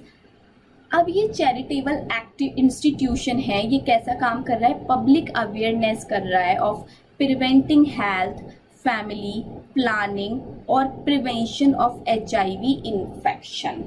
बात समझ आई कि नहीं? जी मैम, आ गई। ये क्या कर रहे हैं? अवेयरनेस फैला रहे हैं। क्या फैला रहे हैं? अवेयरनेस फैला रहे हैं कि आपको HIV इन्फेक्शन से कैसे बचना है, आपको फैमिली प्लानिंग के लिए कैसे करना है, और आपको प्रिवेंटिव हेल्थ, अपनी हेल्थ को कैसे मतलब अच्छे से बचा के रखना है। इसके लिए अगर कोई भी चैरिटेबल इंस्टीट्यूशन अवेयरनेस दे रहा है, आपको अवेयर करने की सर्विस दे रहा है, तो आप पर जीएसटी चार्ज नहीं करेगा। तो अभी मैंने आपको कैसे याद रखवाया था कि जो लोग काम से जा चुके हैं, अब अवेयरनेस फैलाई जा रही है ताकि और लोग काम से ना जाएं, जो गए वो तो गए, अब और लोग काम से ना जाएं, उनके लिए अवेयरनेस वाली आप सर्विसेज दे रहे हो कि उनको कभी HIV ना हो, एडिक्टेड ना बने, उनकी फैमिली प्लानिंग करा रहे हो, उनकी हेल्थ को प्रिवेंट कर रहे हो। तो उन सब केसेस में भी जो आप पैसा चार्ज कर रहे हो उस पर जीएसटी नहीं लगेगा। नेक्स्ट पॉइंट, ए के दो पार्ट थे, पार्ट ए और पार्ट बी, दोनों ही किससे रिलेटेड थे? हेल्थ से रिलेटेड थे। लेकिन पार्ट ए उन लोगों के लिए था जो कि चले गए, एक तरह से पूरी तरह से बर्बाद ही हो गए।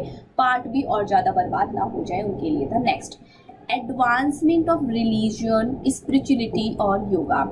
आप किसी रिलीजन को क्या करते हो? रिलीजन को सपोर्ट करते हो, स्पिरिचुअलिटी को सपोर्ट करते हो। आप किसी योगा कैंप वगैरह को लगाते हो, जैसे रामदेव बाबा का जो शिविर लगता है उसकी हम बात करें, तो उनमें जो भी आपसे फीस चार्ज की जाती है उसमें आपसे कोई भी जीएसटी नहीं लगाया जाएगा। होता है ना, आप रिलीजियन के बारे में लोगों को अवेयर कर रहे हो, स्पिरिचुअलिटी उनके अंदर डाल रहे हो, उनको क्लासेस दे रहे हो, एक कैंप वगैरह लगते हैं, योगा के कैंप, इन सब पर जीएसटी नहीं लगेगा। जब ये लॉ बना था तब यहाँ पर सिर्फ दो ही वर्ड्स थे, रिलीजियन एंड स्पिरिचुअलिटी। योगा तो बाद में रामदेव जी की वजह से ऐड किया गया है। बाद में योगा वर्ड रामदेव जी के कहने पर, उनके द्वारा दी गई प्रॉपर एप्लीकेशन से लॉ अमेंड हुआ और योगा वर्ड यहाँ पर फिट किया गया। योगा वर्ड पहले यहाँ पर नहीं था जब लॉ स्टार्टिंग में ड्राफ्ट किया गया था। Next, advancement of educational programme, skills development. अगर ये चैरिटेबल इंस्टीट्यूशंस कोई भी एजुकेशनल प्रोग्राम चला रहे हैं, लोगों का स्किल डेवलपमेंट कर रहे हैं, कैसे कैसे लोगों का स्किल डेवलपमेंट कर रहे हैं? जो कि अबैंडन्ड हैं, ऑर्फन्ड हैं, होमलेस चिल्ड्रन है, अनाथ हैं, बेसहारा है। मैं यहाँ पर लिख देती हूँ, बेसहारा लोगों का स्किल डेवलपमेंट कर रहे हैं, बेसहारा लोगों को एजुकेशनल एडवांसमेंट वगैरह दे रही हैं, एजुकेशनल स्किल्स दे रही है। तो उस केस में जो भी फीस चार्ज कर रहे हैं जीएसटी ना लगेगा। Next, physically or mentally abused and ट्रोमेटाइज्ड person, ऐसे पर्सन्स जो कि पूरी तरह से अब्यूज्ड हैं। कैसे? मार खाए हुए लोग लिख सकते हैं यहाँ पर, चोट खाए हुए लोग भी लिख सकते हैं, मार खाए हुए लोग भी लिख सकते हैं, जो कि पूरी तरह से टॉर्चर्ड हैं। उनको आप कोई एजुकेशन की सर्विसेज दे रहे हो तो उन केस में भी जीएसटी नहीं लगेगा। प्रिजनर्स जो कि कैदी हैं उनको आप एजुकेशन की सर्विस दे रहे हो, स्किल डेवलपमेंट करा रहे हो तो उनकी फीस पर भी जीएसटी नहीं लगेगा। Next, person over the age of 65 year residing in rural areas, ऐसे पर्सन जो कि 65 ईयर से ज़्यादा है और रूरल एरियाज में रह रहे हैं। अगर आप 65 ईयर से ज़्यादा की एज वाले बुजुर्गों को पढ़ाते हो तो उनसे जो भी फीस चार्ज करते हो उस पर जीएसटी नहीं लगेगा। टू बी वेरी फ्रैंक, एक बार देखा जाए तो अगर हम इनको पढ़ाएंगे तो इनको पढ़ाने का अब तो कोई फ़ायदा नहीं है। इनको 65 ईयर की एज में पढ़ाने से अच्छा 45 ईयर की एज में पढ़ा देते, 25 ईयर की एज में पढ़ा देते तो शायद ये लाइफ में बहुत कुछ आगे कर जाते। बट 65 में इन्हें पढ़ा के अभी क्या कर पाएंगे ना, कुछ नहीं कर पाएंगे। तो यहाँ पर इस चीज़ का लॉजिक मुझे अभी तक समझ नहीं आया कि गवर्नमेंट ने क्या सोच के ये लाइन यहाँ पर लिखी हुई है। चलो, हमने क्या किया, पॉइंट नंबर 1 किया हेल्थ से रिलेटेड, पॉइंट नंबर 2 किया रिलीजियस योगा वगैरह से रिलेटेड, पॉइंट नंबर 3 किया पढ़ाई से रिलेटेड, पॉइंट नंबर 4 करेंगे बचाओ बचाओ बचाओ बचाओ बचाओ बचाओ, पानी बचाओ, जल बचाओ, जंगल बचाओ, होता है ना, water shade, forest, wild life, जानवरों को बचाओ, टाइगर बचाओ, अभी बीच में चला था टाइगर बचाओ, फॉरेस्ट बचाओ, वाटर शेड, पानी बचाओ। तो अगर कोई चैरिटेबल इंस्टीट्यूशन इस चीज़ में इंगेज्ड है, इन्वायरमेंट को प्रिजर्व करने की सर्विसेज दे रहा है, तो बदले में जो भी कंसिडरेशन ले रहा है उस कंसिडरेशन पर जीएसटी नहीं लगाया जाएगा। चलिए जी, फिर क्या लिखा है, 10 ओनली दो services provided bye charitable and religious trust, only दो सर्विसेज जो ऊपर लिखी गई हैं act fall in the above definition of charitable activity are eligible for exemption from GST. There could be many other services provided by charitable and religious trust which are not covered by the definition of charitable activities, hence such services would attract to GST। बात समझ आई कि नहीं? सिर्फ यही service कौन कौन सी बताइए, health care वाली और एजुकेशन वाली, योगा, स्पिरिचुअलिटी, पढ़ाई लिखाई, और एक और हमने की थी बचाओ बचाओ बचाओ। यही सिर्फ रिलीजियस इंस्टीट्यूशन या चैरिटेबल इंस्टीट्यूशन के द्वारा दी जा रही हैं तो एग्जैम्प्ट हैं, अदरवाइज कोई भी सर्विसेज इन इंस्टीट्यूशन के द्वारा दी जा रही हैं तो जीएसटी लगेगा। चलो, बात समझ आई कि नहीं मैम? आ गई। यहाँ एक एग्जाम्पल है, आइए इसको पढ़ लेते हैं साथ में। For instance, grant of advertising rights to a person on the premises of the charitable religious trust on the publication of trust, granting admission to event, function, celebration, show against admission ticket, fee, etc. would be attract GST। Obviously, अगर आप कोई function arrange कर रहे हो, कोई भी आप advertisement कर रहे हो, कुछ भी कर रहे हो, कोई सेलिब्रेशन कर रहे हो, कोई शो कर रहे हो जिसमें आप लोगों को अपॉइंट कर रहे हो, उनसे फीस चार्ज कर रहे हो, उस टिकट के पैसे पर जीएसटी 100% लगेगा। चलिए आइए नेक्स्ट समझते हैं। यहाँ पे क्या लिखा है, एक एक चीज जो भी अभी पढ़ी इन सब चीजों को यहाँ पर अब ये समझाया जाएगा। तो पहले हम ये चीजें समझ लेते हैं जो कि हमारी एंट्री नंबर 1 से ही रिलेटेड है। आइए देखते हैं। Management of educational institution by charitable trust, educational, अभी पढ़ाई पढ़ाई पढ़ाई की बातें की थी ना, वो एक्टिविटीज ऑफ स्कूल। सो आप सबने क्या बताया था, अभी पढ़ाई पढ़ाई की बातें की थी, तो उसमें पढ़ाई किस किस को एग्जाम थी, बेसहारा लोगों को, चोट खाए हुए लोगों को। देखो हिंदी वाली बातें कितनी जल्दी आपके दिमाग में आएंगी। बेसहारा यानी कि जो ऑर्फनेज थे, अबैंडन थे, होमलेस चिल्ड्रंस थे, और जो कि प्रिजनर्स थे, कैदी थे, ऐसे पर्सन जिनकी एज 65 ईयर से ज़्यादा थी और जो रूरल्स में रहते थे, उन सब के लिए यहाँ एग्जाम्प्ट है। लेकिन मैम अगर कोई चैरिटेबल इंस्टीट्यूशन एजुकेशनल एक्टिविटी देता है, अपना स्कूल खोल लेता है, तो क्या वो यहाँ कवर नहीं होगा? क्या वो एग्जाम्प्ट नहीं होगा? जी वो यहाँ बिल्कुल भी कवर नहीं होगा, लेकिन वो एग्जाम्प्ट होगा बट सीरियल नंबर 66 जो हमने पढ़ा था एजुकेशन का, वहां पर जाके एग्जाम्प्ट होगा, यहाँ एग्जाम्प्ट नहीं होगा। एग्जाम्प्ट तो है बट यहाँ नहीं है, अदर सीरियल में है, एजुकेशन सेक्टर में कवर होगा। एजुकेशन सेक्टर हम ऑलरेडी कवर कर चुके हैं, आप सबको आना चाहिए। अब चलो, तो यही बातें लिखी है, activities of schools, college or any other educational institutions run by charitable trust by way of education or skill development of abandon, orphanage, homeless children, physically or mentally abused persons, prisoners, persons cover as under age 65 or above, residing in rural areas वो सब क्या है, एग्जैम्प्ट है, पूरी तरह से एग्जैम्प्ट है। Rural area का क्या मतलब होता है, ऐसा रूरल एरिया जो यहाँ डिफाइन कर रखा है कि जहाँ पर एरिया जो कि म्यूनसिपालिटी के अंदर नहीं आता हो। ये बात आपको याद बिल्कुल नहीं रखनी है। चलिए, अब यहाँ उन्होंने यही बात बोली जो मैंने जस्ट अभी आपको समझाई कि कोई भी स्कूल हो, कॉलेज हो, इंस्टीट्यूशन हो जो कि ट्रस्ट के द्वारा चलाया जा रहा है, ठीक है जी, लेकिन वो जो एक्टिविटीज़ है वो सीरियल नंबर 1 में एग्जाम्प्ट नहीं होंगी, क्योंकि स्कूल, कॉलेज और एजुकेशनल इंस्टीट्यूशन हमने कहाँ पर कवर किए थे, एंट्री नंबर 66 में। एंट्री नंबर 66 हम ऑलरेडी कवर कर चुके हैं। क्लास नंबर एग्जाम्शन की जो फर्स्ट क्लास थी वो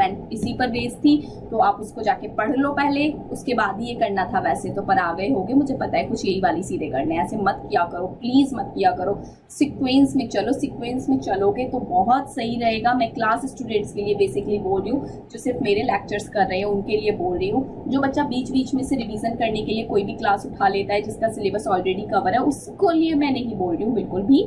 जो क्लासरूम स्टूडेंट्स हैं जो सीक्वेंस में कर रहे हैं वो प्लीज़ सीक्वेंस में करो।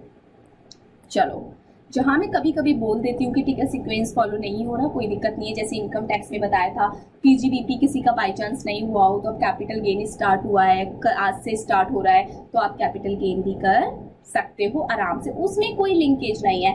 किसी ने सैलरी नहीं किया वो पीजीबीपी कर ले, जी बिल्कुल कर ले। जिसने पीजीबीपी नहीं किया वो कैपिटल गेन कर ले, बिल्कुल कर ले। वहाँ सभी हेड्स अपने आप में अलग हैं। चलो, अब बात आती है हॉस्टल अकोमोडेशन। आप सब जानते हो हॉस्टल की बातें हमने पढ़ी थी, हमने हॉस्टल की बातें भी वहाँ पर पढ़ी थी कि हॉस्टल की सर्विस अगर दी जा रही है तो क्या होगा क्या नहीं होगा। बट ये बात अभी आप होल्ड पर करो, लेकिन वापस आ जाओ, जो मैंने आपसे छुड़वाया था पहले उसे ख़त्म करेंगे, फिर वापस उस पर आऊँगी हॉस्टल वगैरह पे। हमने अभी सीरियल नंबर 1 कर लिया है, अब हम करेंगे सीरियल नंबर 13। चलिए जी, करते हैं स्टार्ट। सबसे पहले हमको करना है अपना टॉपिक आज का जो है हमारा पॉइंट नंबर 13। पॉइंट नंबर 1 हमारा जस्ट खत्म हुआ, अब हम करेंगे पॉइंट नंबर 13। पॉइंट नंबर 13 सुनिए, ये क्या बोलता है बताते।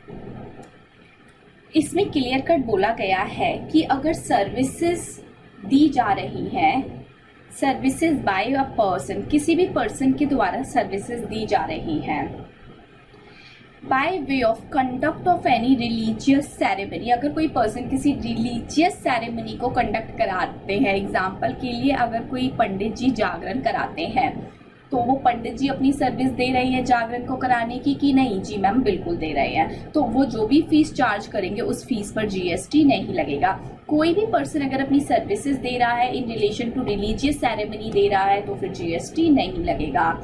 ठीक है जी, कोई भागवत हो रही है, रामचरितमानस हो रहा है, रामायण हो रहा है, तो वो जो पंडित जी अपनी सर्विसेज ले रहे हैं उस पर जीएसटी नहीं लगाएंगे।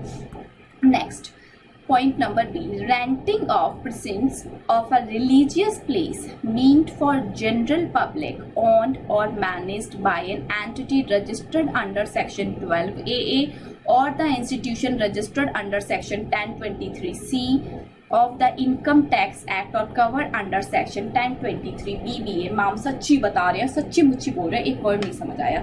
जब मैं ऐसे पढ़ती हूँ तो कहाँ आपको कुछ समझ आता है? बताइए, एक भी दिन ऐसा हो जब आपको समझ आया हो। अब समझाऊंगी ना, अब समझ आएगा, अब समझाएंगे आपको, अब आपको आएगा समझ। सुनो, सपोज यहाँ पर कोई चैरिटेबल ट्रस्ट है, यहाँ पर एक काम करो, अलग ही पेज खोलते हैं आज। ये है सपोज कोई चैरिटेबल ट्रस्ट, ठीक है जी, ठीक है मैम।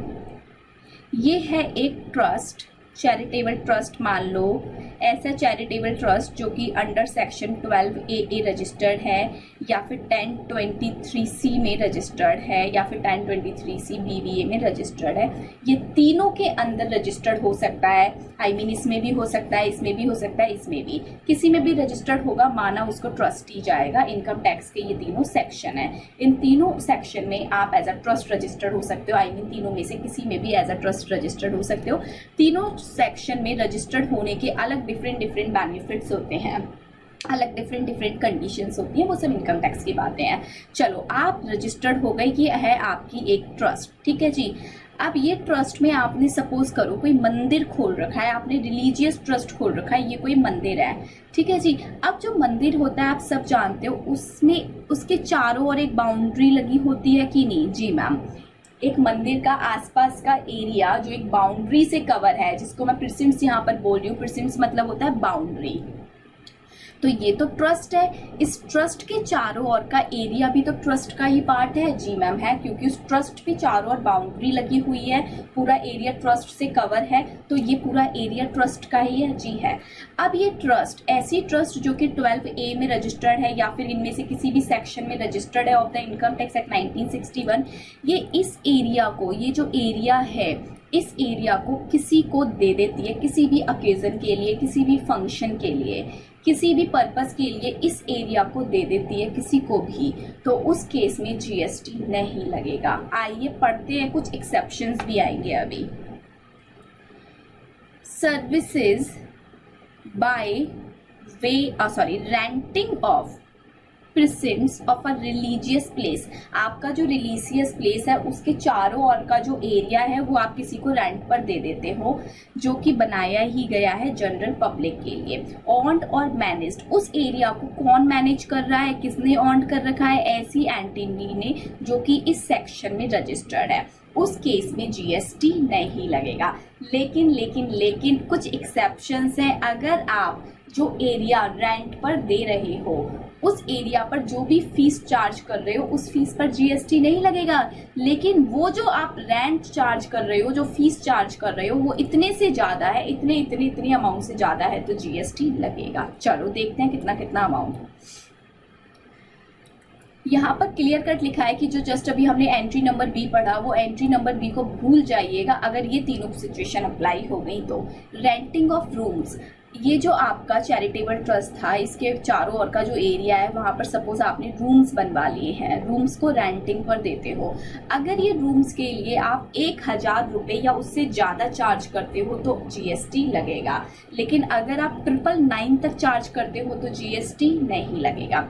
सिमिलरली अब क्या किया आपने, ये सपोज करो ये आपका एरिया है, चैरिटेबल ट्रस्ट है, इसके चारों ओर के एरिया में आपने क्या कर रखा है, आपने चारों तरफ के एरिया में हॉल बनवा रखा है, बड़ा बड़ा हॉल बनवा रखे हैं, ठीक है जी। अब आप इन हॉल को रेंट पर दे देते हो और रेंट पर हॉल दे रहे हो, तो इस हॉल के लिए आप 10,000 रुपये या 10,000 से ज़्यादा चार्ज करते हो तो जीएसटी लगेगा। बट अगर आप 4 × 9 तक चार्ज करते हो तो जीएसटी नहीं लगेगा। पढ़ लो।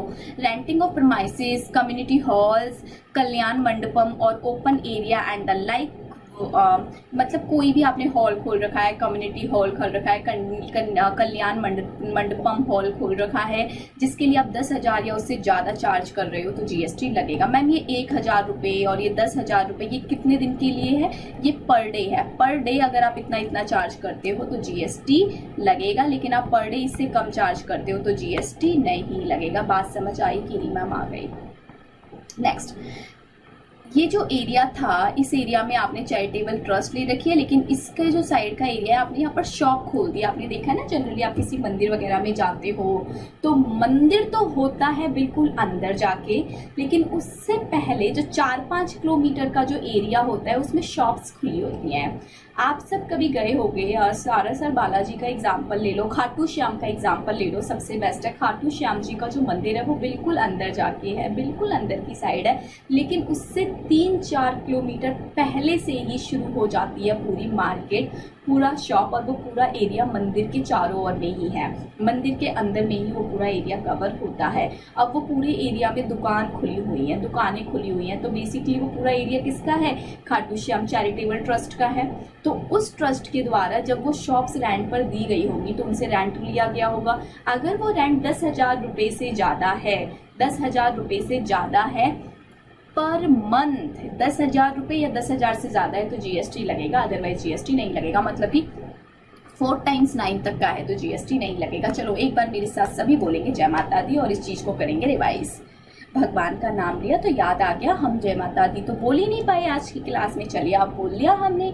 सुनो, अगर आपने कोई रूम रेंट पर लिया हो, या फिर आपने हो सकता है कोई हॉल रेंट पर लिया हो, देखो बिल्कुल वैसा ही बना रही हो, या फिर हो सकता है कोई शॉप रेंट पर ली हो। ठीक है जी, ये है रूम, ये है हॉल, ये है शॉप। रूम का जो रेंट है अगर 3 टाइम्स 9 है, हॉल का रेंट 4 टाइम्स 9 है, शॉप का रेंट 4 टाइम्स 9 है। ये पर डे है, ये पर डे है, ये पर मंथ है। इतने तक में तो कोई जीएसटी नहीं है, बट इससे ज़्यादा में दोगे तो होल अमाउंट पर जीएसटी लग जाएगा। चलो, आई होप आपको ये बात एकदम बढ़िया से समझ आई होगी। जी मैम आ गई। पहले आइए एक दो चीज़ें और पढ़ लेते हैं, फिर आगे बढ़ जाएंगे। आइए आगे बढ़ी जाते हैं, पहले इतना समझ के फिर वापस आ जाएंगे, कोई दिक्कत नहीं है।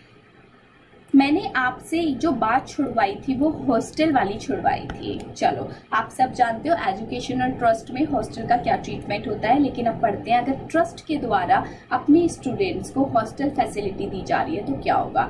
Hostel accommodation services provided by trust to the student do not fall within the ambit of charitable activities.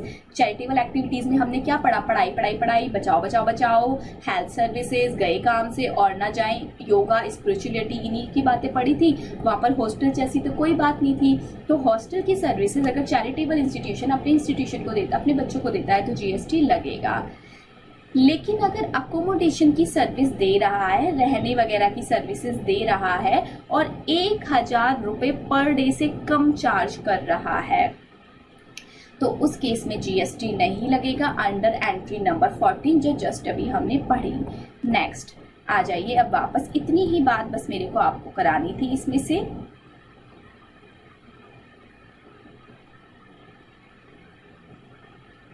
ये सारी बातें मैंने अभी मैं आपको नहीं, अभी पहले वहां से पढ़ेंगे फिर कराऊंगी। 1 सेकंड रुक जाओ, मैं एक बार देख लूँ आपको कुछ और तो नहीं इसमें से मुझे लेना है अभी।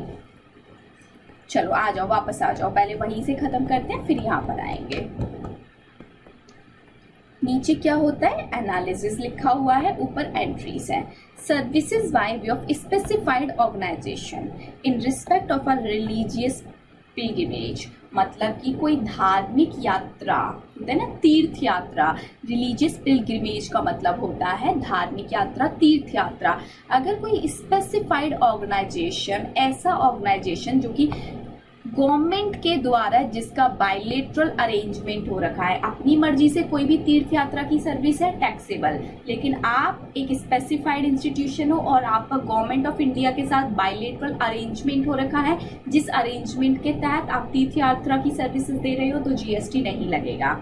चलिए बात समझ आई कि नहीं ma'am I. Next, services by way of training, coaching in recreational activities. आप ऐसी कुछ सर्विसेज दे रहे हो जिसमें कुछ रिक्रिएशन का काम कर रहे हो, आप कुछ रिक्रिएट कर रहे हो सकता है आप आर्ट से रिलेटेड कुछ सिखा रहे हो, कल्चरल से रिलेटेड कुछ सिखा रहे हो, स्पोर्ट्स वगैरह की सर्विसेज आप दे रहे हो, स्पोर्ट्स वगैरह में लोगों को कुछ सिखा रहे हो, तो उस केस में जो भी फीस आप चार्ज करोगे जीएसटी नहीं लगेगा। चलिए आइए वापस से आ जाइए यहाँ पर रिलीजियस यात्राज और पिलग्रिमेज की बात करते हैं। रिलीजियस यात्रा, पिलग्रिमेज एक ही वर्ड होते हैं, दोनों उनके सिनोनिम्स हैं। ऑर्गेनाइज्ड बाय चैरिटेबल और religious trust are not exempt, ये एग्जाम्प्ट नहीं होती। लेकिन further services transportation of passenger for pilgrimage by charitable trust are not exempt, ये तो हम जानते हैं। लेकिन अगर इसी चैरिटेबल ट्रस्ट का अगर ये स्पेसिफाइड इंस्टीट्यूशन है और इसका गवर्नमेंट ऑफ इंडिया के साथ बायलेटरल अरेंजमेंट हो जाए तो फिर एग्जाम्प्ट हो जाएगा। चलो, only such service of a religious pilgrimage are provided by specified organization in respect of religious pilgrimage facilitated by the government of India under bilateral arrangement are exempt from GST. Specified institution और अगर GOI government of India का bilateral arrangement है, उस arrangement के तहत अगर ये कोई तीर्थ यात्रा की सर्विस दे रहे हैं तो वो क्या है, एग्जाम्प्ट, उस पर जीएसटी नहीं लगेगा। अब पहले पढ़ो कि ये स्पेसिफाइड इंस्टीट्यूशन, स्पेसिफाइड ऑर्गेनाइजेशन क्या है।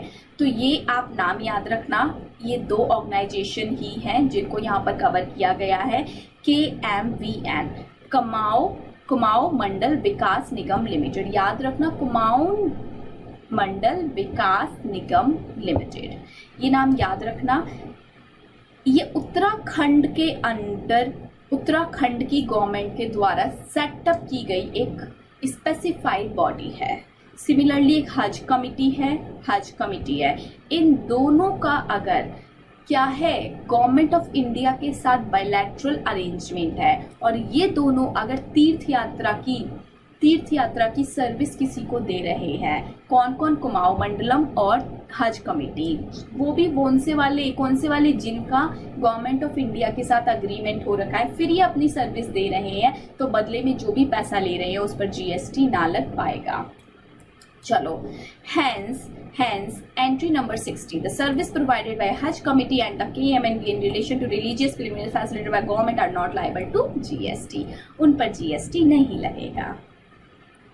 आ जाइए next, arranging yoga meditation camp. आप सब जानते हो मेडिटेशन कैंप, बाबा रामदेव का नाम याद रखिएगा, योगा वगैरह करा रहे हैं और उन्होंने अपने शिविर को 12A में रजिस्टर्ड करा रखा है, हालांकि करा ही रखा है उन्होंने तो उस केस में जो भी वो अपनी योगा, रिलीजियन, स्पिरिचुअलिटी को बढ़ावा दे रहे हैं उन सब पर जीएसटी नहीं लगेगा, वो सब एग्जैम्प्ट है।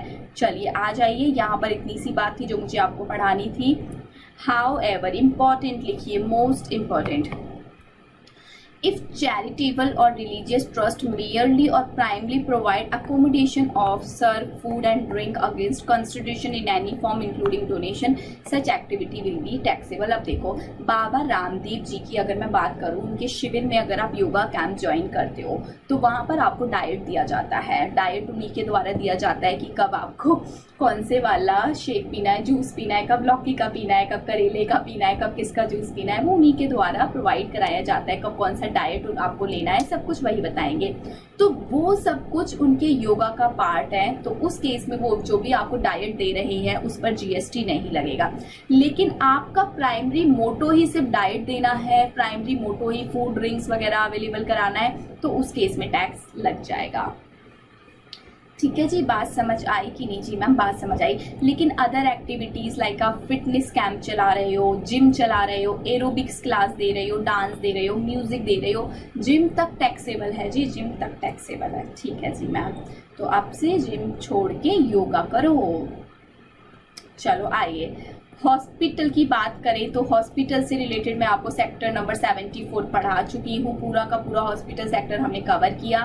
वहाँ पे जितनी भी सर्विसेज थी आप सब जानते हो कि कौन सी सर्विस पर टैक्स लगता है, कौन सी एग्जैम्प्ट होती है। तो सेम चैरिटेबल ट्रस्ट अगर एज अ हॉस्पिटल रजिस्टर्ड है, फिर वो अपनी सर्विस दे रहे हैं, तो वो सारी सर्विस आपकी यहाँ पर तो टैक्सेबल होंगी, लेकिन 74 में जाके एग्जैम्प्ट है।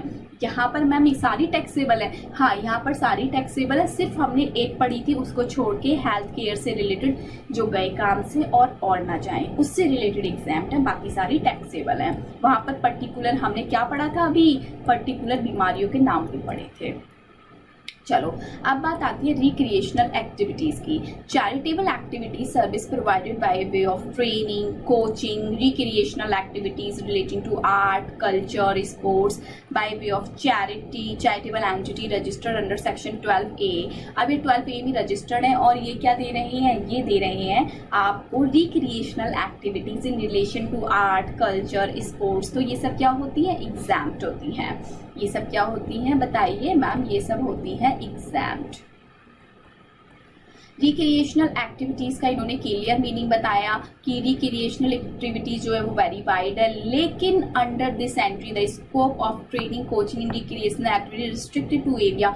इसमें आर्ट, कल्चर एंड स्पोर्ट्स को ही लिया गया है। अगर आप किसी और चीज को सोचोगे तो वो इसमें कवर नहीं है। एक्टिंग सिखा रहे हो किसी को, एक्टिंग या कवर नहीं है, या आर्ट्स कवर है, कल्चर कवर है, स्पोर्ट्स कवर है। Hence, the training, coaching in recreational activity in the area other than art, culture, sports is outside the purview of this entry, hence liable to GST. Next.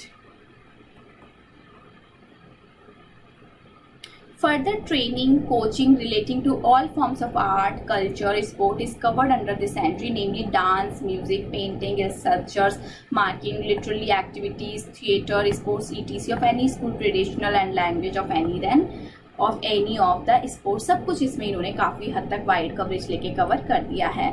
GST on service provided by to charitable trust. अब बात आ रही है, अभी तक तो charitable trust आपको service दे रहा था, अब आप चैरिटेबल ट्रस्ट को सर्विस दे रहे हो तो क्या होगा। अगर आप चैरिटेबल ट्रस्ट को सर्विस दे रहे हो तो उन पर जीएसटी लगेगा। Services provided to charitable trust, religious trust are not outside the ambit of GST, not outside the ambit of GST, GST से बाहर नहीं है, अनलेस स्पेसिफिकली एग्जैम्प्टेड, उसको कहीं पर स्पेसिफिकली बोला गया हो कि हाँ ये सर्विस एग्जैम्प्ट है तो ही वो सर्विस एग्जैम्प्ट है, अदरवाइज वो सर्विस एग्जैम्प्ट नहीं है, उस पर जीएसटी लगेगा। All good services supply to a charitable religious trust are liable to GST. Next, conduct of any religious ceremony, religious ceremony कोई कंडक्ट कर रहा है, कोई पंडित वगैरह आपने ले रखा है, ठीक है जी, बताइए जीएसटी लगेगा? नो मैम, वो जीएसटी नहीं लगेगा, वो जीएसटी से बाहर है। आ जाइए, renting of premises of religious place meant for general public, इस चीज़ को मैं आपको बहुत अच्छे से करा चुकी हूँ। जो उसके आसपास का एरिया है, अगर वो आप रेंट पर दे रहे हो तो रेंट अगर उसका 3 टाइम्स 9 4 टाइम्स 9 से ज़्यादा नहीं है तो जीएसटी नहीं लगेगा, बट उससे ज़्यादा है तो जीएसटी लगेगा। यहाँ पर क्लियर कट बताया है कि रिलीजियस प्लेस क्या होते हैं, जहाँ पर वर्शिप वगैरह होती है, प्रेयर वगैरह होती है। जनरल पब्लिक का मतलब बताया है यहाँ पर, जो कि आपके लिए इंपॉर्टेंट नहीं है। मैं उसमें बिल्कुल भी टाइम वेस्ट नहीं करूँगी, जितनी चीज़ें आपके माइंड में फिट कराती हूँ उतनी बहुत ज़्यादा इंपॉर्टेंट है, जो छोड़ती हूँ वो किसी काम की नहीं होती है। चलिए, फिर यहाँ पर बताया है कि प्रिसिम्स का क्या मतलब है, आप सब जानते हो, एक जगह के आउटर का जो एरिया होता है उसकी बाउंड्री से जितना भी एरिया कवर है वो सारा प्रिसिम्स में आके कवर हो जाता है। चलिए, अब आप सब ये सब छोड़िए, ये सब मैंने आपको करा दिया, एग्जाम्पल्स आप पढ़ लेना। ये सेक्टर अब हमारा पूरी तरह से ख़त्म हो गया है। अब आप आ जाइए नेक्स्ट एक्टिविटी पर, जो कि है हमारी कंस्ट्रक्शन से रिलेटेड होगी। देखो, कंस्ट्रक्शन से रिलेटेड होगी। बताइए मुझे पेज नंबर कौन सा है, मैसेज करके मुझसे पहले ढूंढ लेते हो तो। चलिए जी, पेज नंबर पर आप आ जाइए 4.44। चलिए, 4.44 आपका पेज नंबर है। मैंने ये यहाँ पर ओपन कर लिया है, एक सेकेंड। 4.42 ये सेक्टर और हम कवर करेंगे, बहुत छोटा सा। अब देखो, सब कुछ बहुत इजी बचा है। एग्जामिनेशन के जो भयानक सेक्टर थे, एजुकेशन वाला, एग्रीकल्चर, हेल्थ, ट्रांसपोर्टेशन, वो सब हम कवर कर चुके हैं। गवर्नमेंट, सबसे बड़ा सेक्टर गवर्नमेंट, सब हमने कवर कर लिया। अब तो छोटे छोटे सेक्टर्स बचे हैं, अब तो टेंशन वाली कोई बात ही नहीं है आप सबके लिए। अब तो मजे करो, मजे। चलो, अब हम करेंगे एक और सेक्टर जिसका नाम है कंस्ट्रक्शन सर्विसेज की। अब हम बातें करेंगे, किसकी बातें करेंगे? कंस्ट्रक्शन सर्विसेज की। चलिए, करूँ क्या मैं इसको स्टार्ट? जी मैम, कर दीजिए। यहाँ पर एक एक एंट्री पढ़ेंगे, बड़ी छोटी छोटी क्यूटी पाई सी एंट्रीज है, बिल्कुल आप सबके जैसी। आप सब हो ना एकदम मासूम से, क्यूटी पाई से फेस लेके पढ़ते रहते हो जी, बिल्कुल वैसी ही है ये एंट्रीज। एंट्री नंबर 10 याद नहीं रखना है, सीरियल नंबर, बस अंदर की बात याद रखो, क्या एग्जाम्प्ट और कितना एग्जाम्प्ट, बस। Services provided by way of pure labour contract. Pure labour contract के ऊपर आप लिख लीजिए, ओनली सर्विस की यहाँ पर बातें कर रहे हैं, ओनली लेबर की यहाँ पर बातें कर रहे हैं, यहाँ पर मटेरियल की बातें कतई भी नहीं कर रहे हैं। प्योर लेबर, सपोज ये घर बनना है, इन्होंने देखो कितना ब्यूटीफुल सा एक होम बना रखा है, घर बना रखा है। मैं ट्राई करूंगी तो मेरे से तो ड्राइंग आप सबको पता ही है कि कैसी है, कभी बन ही नहीं सकता। चलिए, स्टिल मैंने ट्राई किया और ये बन गया। एक घर आपको बनाना है, आप घर बनाने की सर्विस दे रहे हो, तो आपको मैंने काफ़ी क्लासेस में बताया था कि जनरली आज के टाइम का क्या ट्रेंड चल रहा है। जब घर बनाते हैं तो हम लेबर की सर्विस भी देते हैं प्लस मटीरियल भी देते हैं, पूरा ठेका ले लेते हैं, पूरा कॉन्ट्रैक्ट ले लेते हैं और हम दोनों एक्टिविटी परफॉर्म करते हैं। उन्होंने किसकी बात की कि आप सिर्फ और सिर्फ लेबर की सर्विस दे रहे हो, मतलब कि आप कैसा काम कर रहे हो? सिर्फ और सिर्फ कंस्ट्रक्शन का, मटेरियल आपका नहीं है। आप घर बना रहे हो, कंस्ट्रक्शन का काम कर रहे हो, ओनली लेबर की सर्विस प्रोवाइड कर रहे हो। इस घर को आप हो सकता है कंस्ट्रक्ट कर रहे हो, इसमें इरेक्शन कर रहे हो, इसमें कुछ इंस्टॉल कर रहे हो, इसमें कुछ फिटिंग कर रहे हो, कुछ रिपेयर कर रहे हो, कुछ रिनोवेशन कर रहे हो, कुछ अल्ट्रेशन कर रहे हो, कुछ भी कर रहे हो, लेकिन ये आप कर रहे हो under housing for all urban mission और प्रधानमंत्री आवास योजना के तहत। अगर आप ये कंस्ट्रक्शन की सर्विसेज दे रहे हो, क्यों दे रहे हो, ऐसा प्रधानमंत्री आवास योजना में लिखा है, उसके तहत आप ये सर्विस दे रहे हो। और अगर आपने प्योर लेबर की सर्विस दी है तो आप जीएसटी नहीं लगाओगे अपनी सर्विस पर। बात समझ आई कि नहीं? जी मैम आई, चलिए इसे पढ़ लेते हैं। Services provided bye pure labour service, कैसी सर्विस है जी? प्योर लेबर सर्विस दी गई है। कंस्ट्रक्शन की service, erection, commissioning, completion, fitting, repair, renovation, alteration, बला बला बला, ये सर्विस दी गई है। क्यों दी गई हैं? ये सर्विसेज दी गई हैं किसी इंडिविजुअल के हाउस को कंस्ट्रक्ट करने के लिए, उसको इन्हांस करने के लिए, under housing for all urban mission और प्रधानमंत्री आवास योजना। इस योजना के तहत, इन पर्टिकुलर स्कीम्स के तहत अगर आप किसी को सर्विस दे रहे हो, किसी का घर कंस्ट्रक्ट कर रहे हो, तो उस केस में जीएसटी नहीं लगेगा। चलिए नेक्स्ट 10A। पहले आपको 10 पूरी अच्छे से समझ आई कि नहीं, मुझे ये बताइए। जी मैम हमको 10 तो समझ आ गई। जब 10 समझ आ गई है तो पहले एंट्री नंबर 10 के एनालिसिस पर आ जाइए। पहले 10 का एनालिसिस भी एंड टू एंड खत्म करते हैं, ठीक है ma'am. Housing for all urban mission और प्रधानमंत्री आवास योजना। इसके बाद इन्होंने कहा आगे से हम इतने बड़े बड़े नाम नहीं लिखेंगे, हम इन दोनों वर्ड्स के लिए यूज करेंगे PMAY। आप सबको पता है ये पहले जो स्कीम थी housing for all urban mission के नाम से जानी जाती थी, उसी का नाम चेंज करके प्रधानमंत्री आवास योजना किया गया है, ठीक है जी। जी मैम, इसके बाद आज से हम इस स्कीम को PMAY बोलेंगे, ऐसा इन्होंने बोल दिया। Is a programme launched by ministry of housing. पता है हुआ क्या था? देखो मैं आपको बताती हूँ। ये जो मोदी गवर्नमेंट है ये कर तो खैर रही है, ऐसी बात नहीं है कि ये कुछ नहीं कर रही, कर रही है, ये कर रही है। अब इतने सालों में जो भ्रष्टाचार फैला था वो ऑब्वियसली एक साथ नहीं कम होगा, धीरे धीरे होगा, बट ये कर रही है, ऑनेस्टली कर रही है। अब देखो थोड़ा थोड़ा तो हर किसी गवर्नमेंट में प्रॉब्लम होती है, बट ये फिर भी बहुत अच्छा बाकी सबसे कर रही है। हालांकि मैं किसी के अगेंस्ट में नहीं हूँ और किसी के फेवर में भी नहीं बोल रही हूँ, बस मैं आपको बता रही हूँ।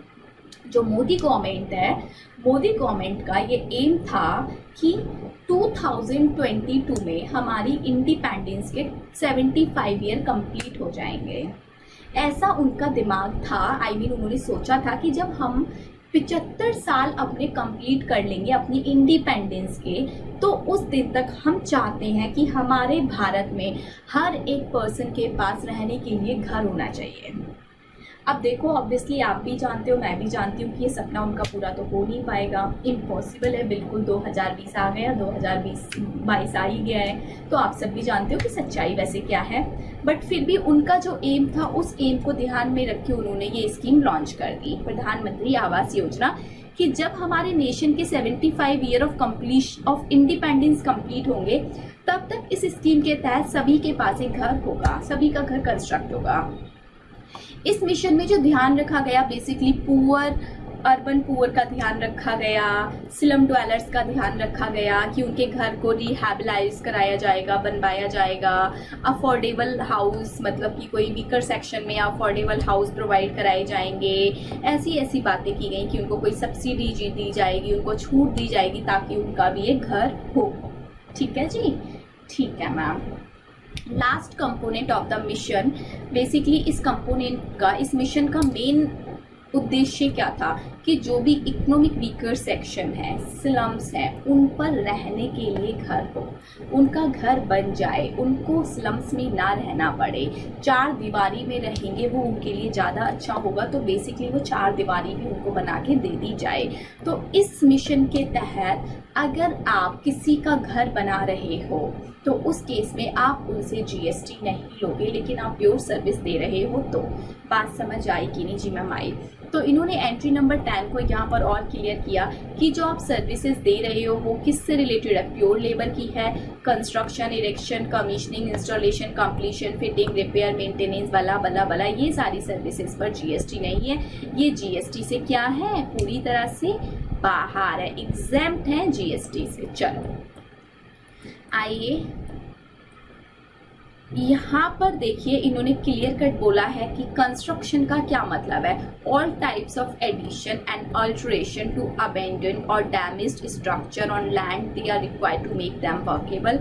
इरेक्शन मतलब ओरिजिनल वर्क हो रहा हो, कोई घर पूरा का पूरा तोड़ के बनाया जा रहा हो, या फिर ऑलरेडी बने हुए घर को आप क्या कर रहे हो, डेवलप कर रहे हो, तो उस केस में भी ये स्कीम काम करेगी। ठीक है मैम, चलो ये बात समझ आ गई। एंट्री नंबर 10 जी मैम 10A पढ़ते हैं। 10A अमेंडमेंट से आई थी, बहुत ही बढ़िया है, बहुत ही सिंपल है। चलो पहले एक बार यहाँ से रीडिंग ले लेती हूँ, आप सबको रीडिंग दे देती हूँ, पता लग जाएगा कि कुछ समझ नहीं आ रहा, फिर आप ध्यान से समझोगे मेरी बात जो मैं समझाऊंगी, वरना तो लाइटली ले लोगे ना। सर्विसेज सप्लाइड बाय ED, क्या लिख दिया ये, रुको,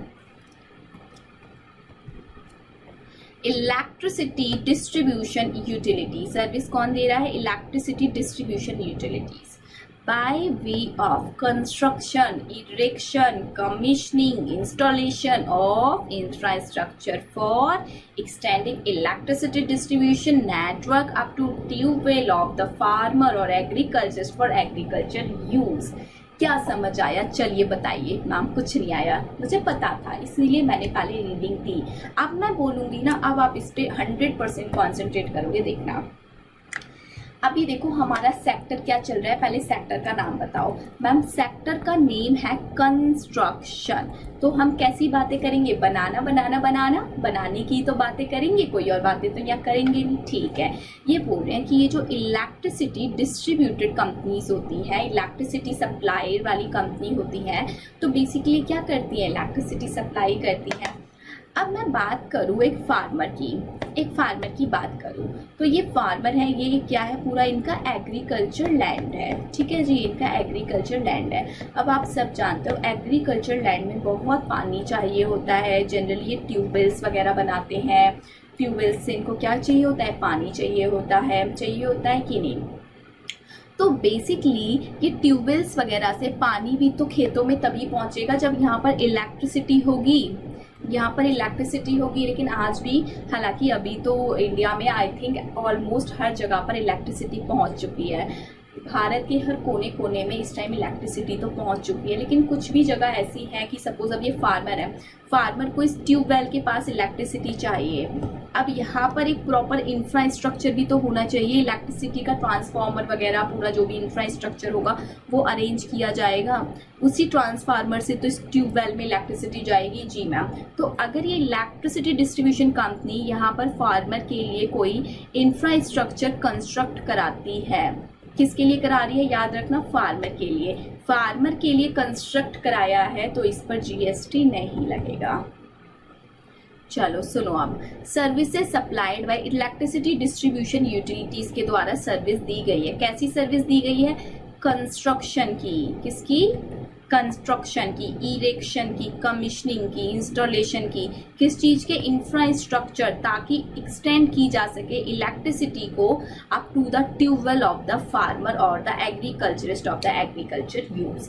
जो किसान है, जो फार्मर है, उसके ट्यूबवेल तक इलेक्ट्रिसिटी को पहुंचाया जाए, तो उसकी वजह से उसके ट्यूबवेल के पास जो भी इंफ्रास्ट्रक्चर सेटअप करना है, जो भी कंस्ट्रक्शन का काम करना है, उसकी जो भी सर्विसेज दी गई है, उन सर्विसेज पर चार्ज तो लगेगा, पर उस चार्ज के ऊपर GST नहीं लगेगा। चलिए नेक्स्ट 11, एंट्री नंबर 11,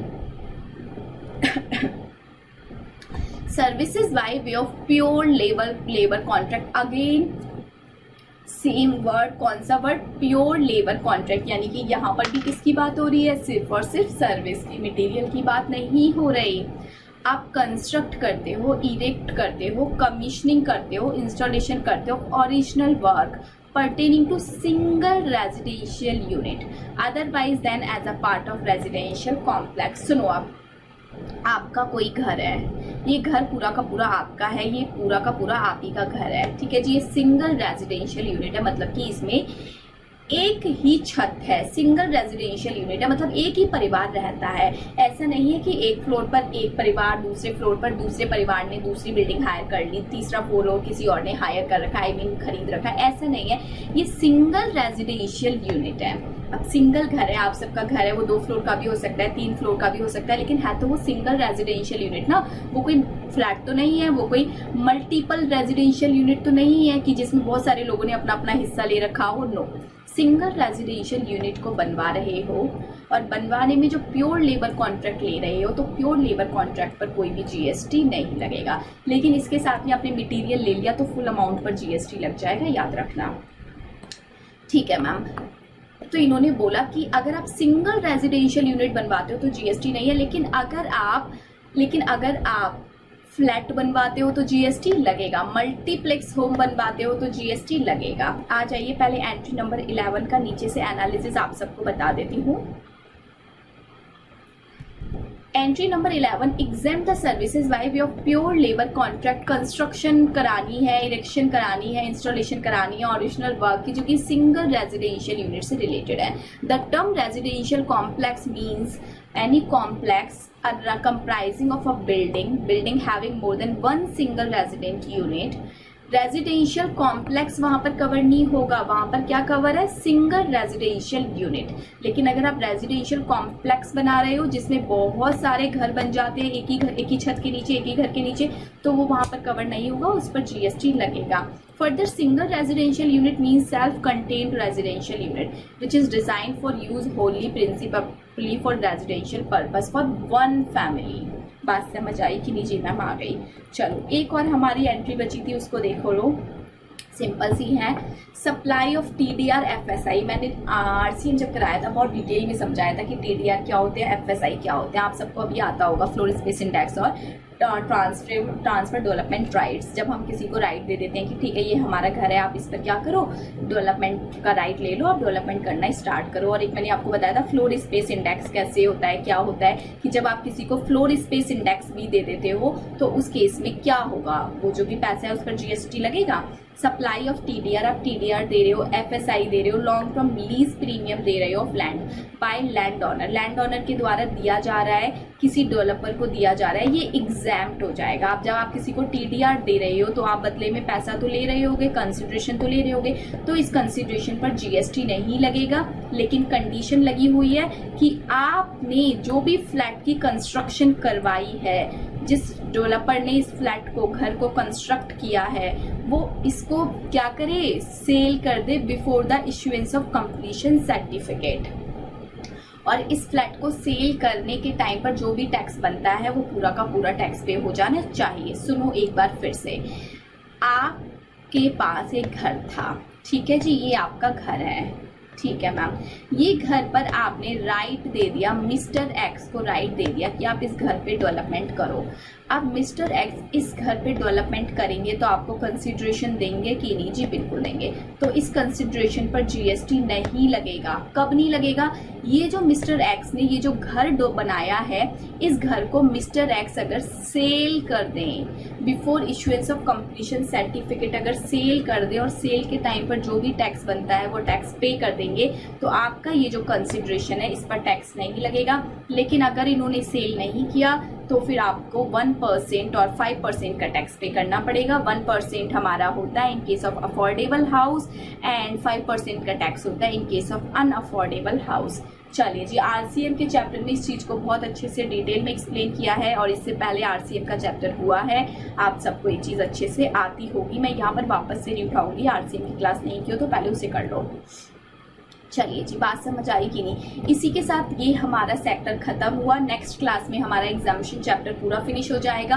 फिर हम गुड्स की एग्जामिशन डिस्कस करेंगे, जो कि सीए इंटर वालों के लिए नहीं है बट सीएमए वालों के लिए है। इसके बाद हम गुड्स की एग्जामिशन डिस्कस करेंगे। कल की क्लास हमारी सर्विस की एग्जामिशन पर रहेगी, रिवाइज करके आइएगा। ये क्लास मैं यहीं स्टॉप करती हूँ। Bye bye, take care. बात समझ आ गई ना? रिवाइज करके आना है? जी मैम, बिल्कुल करके आएंगे। चलो।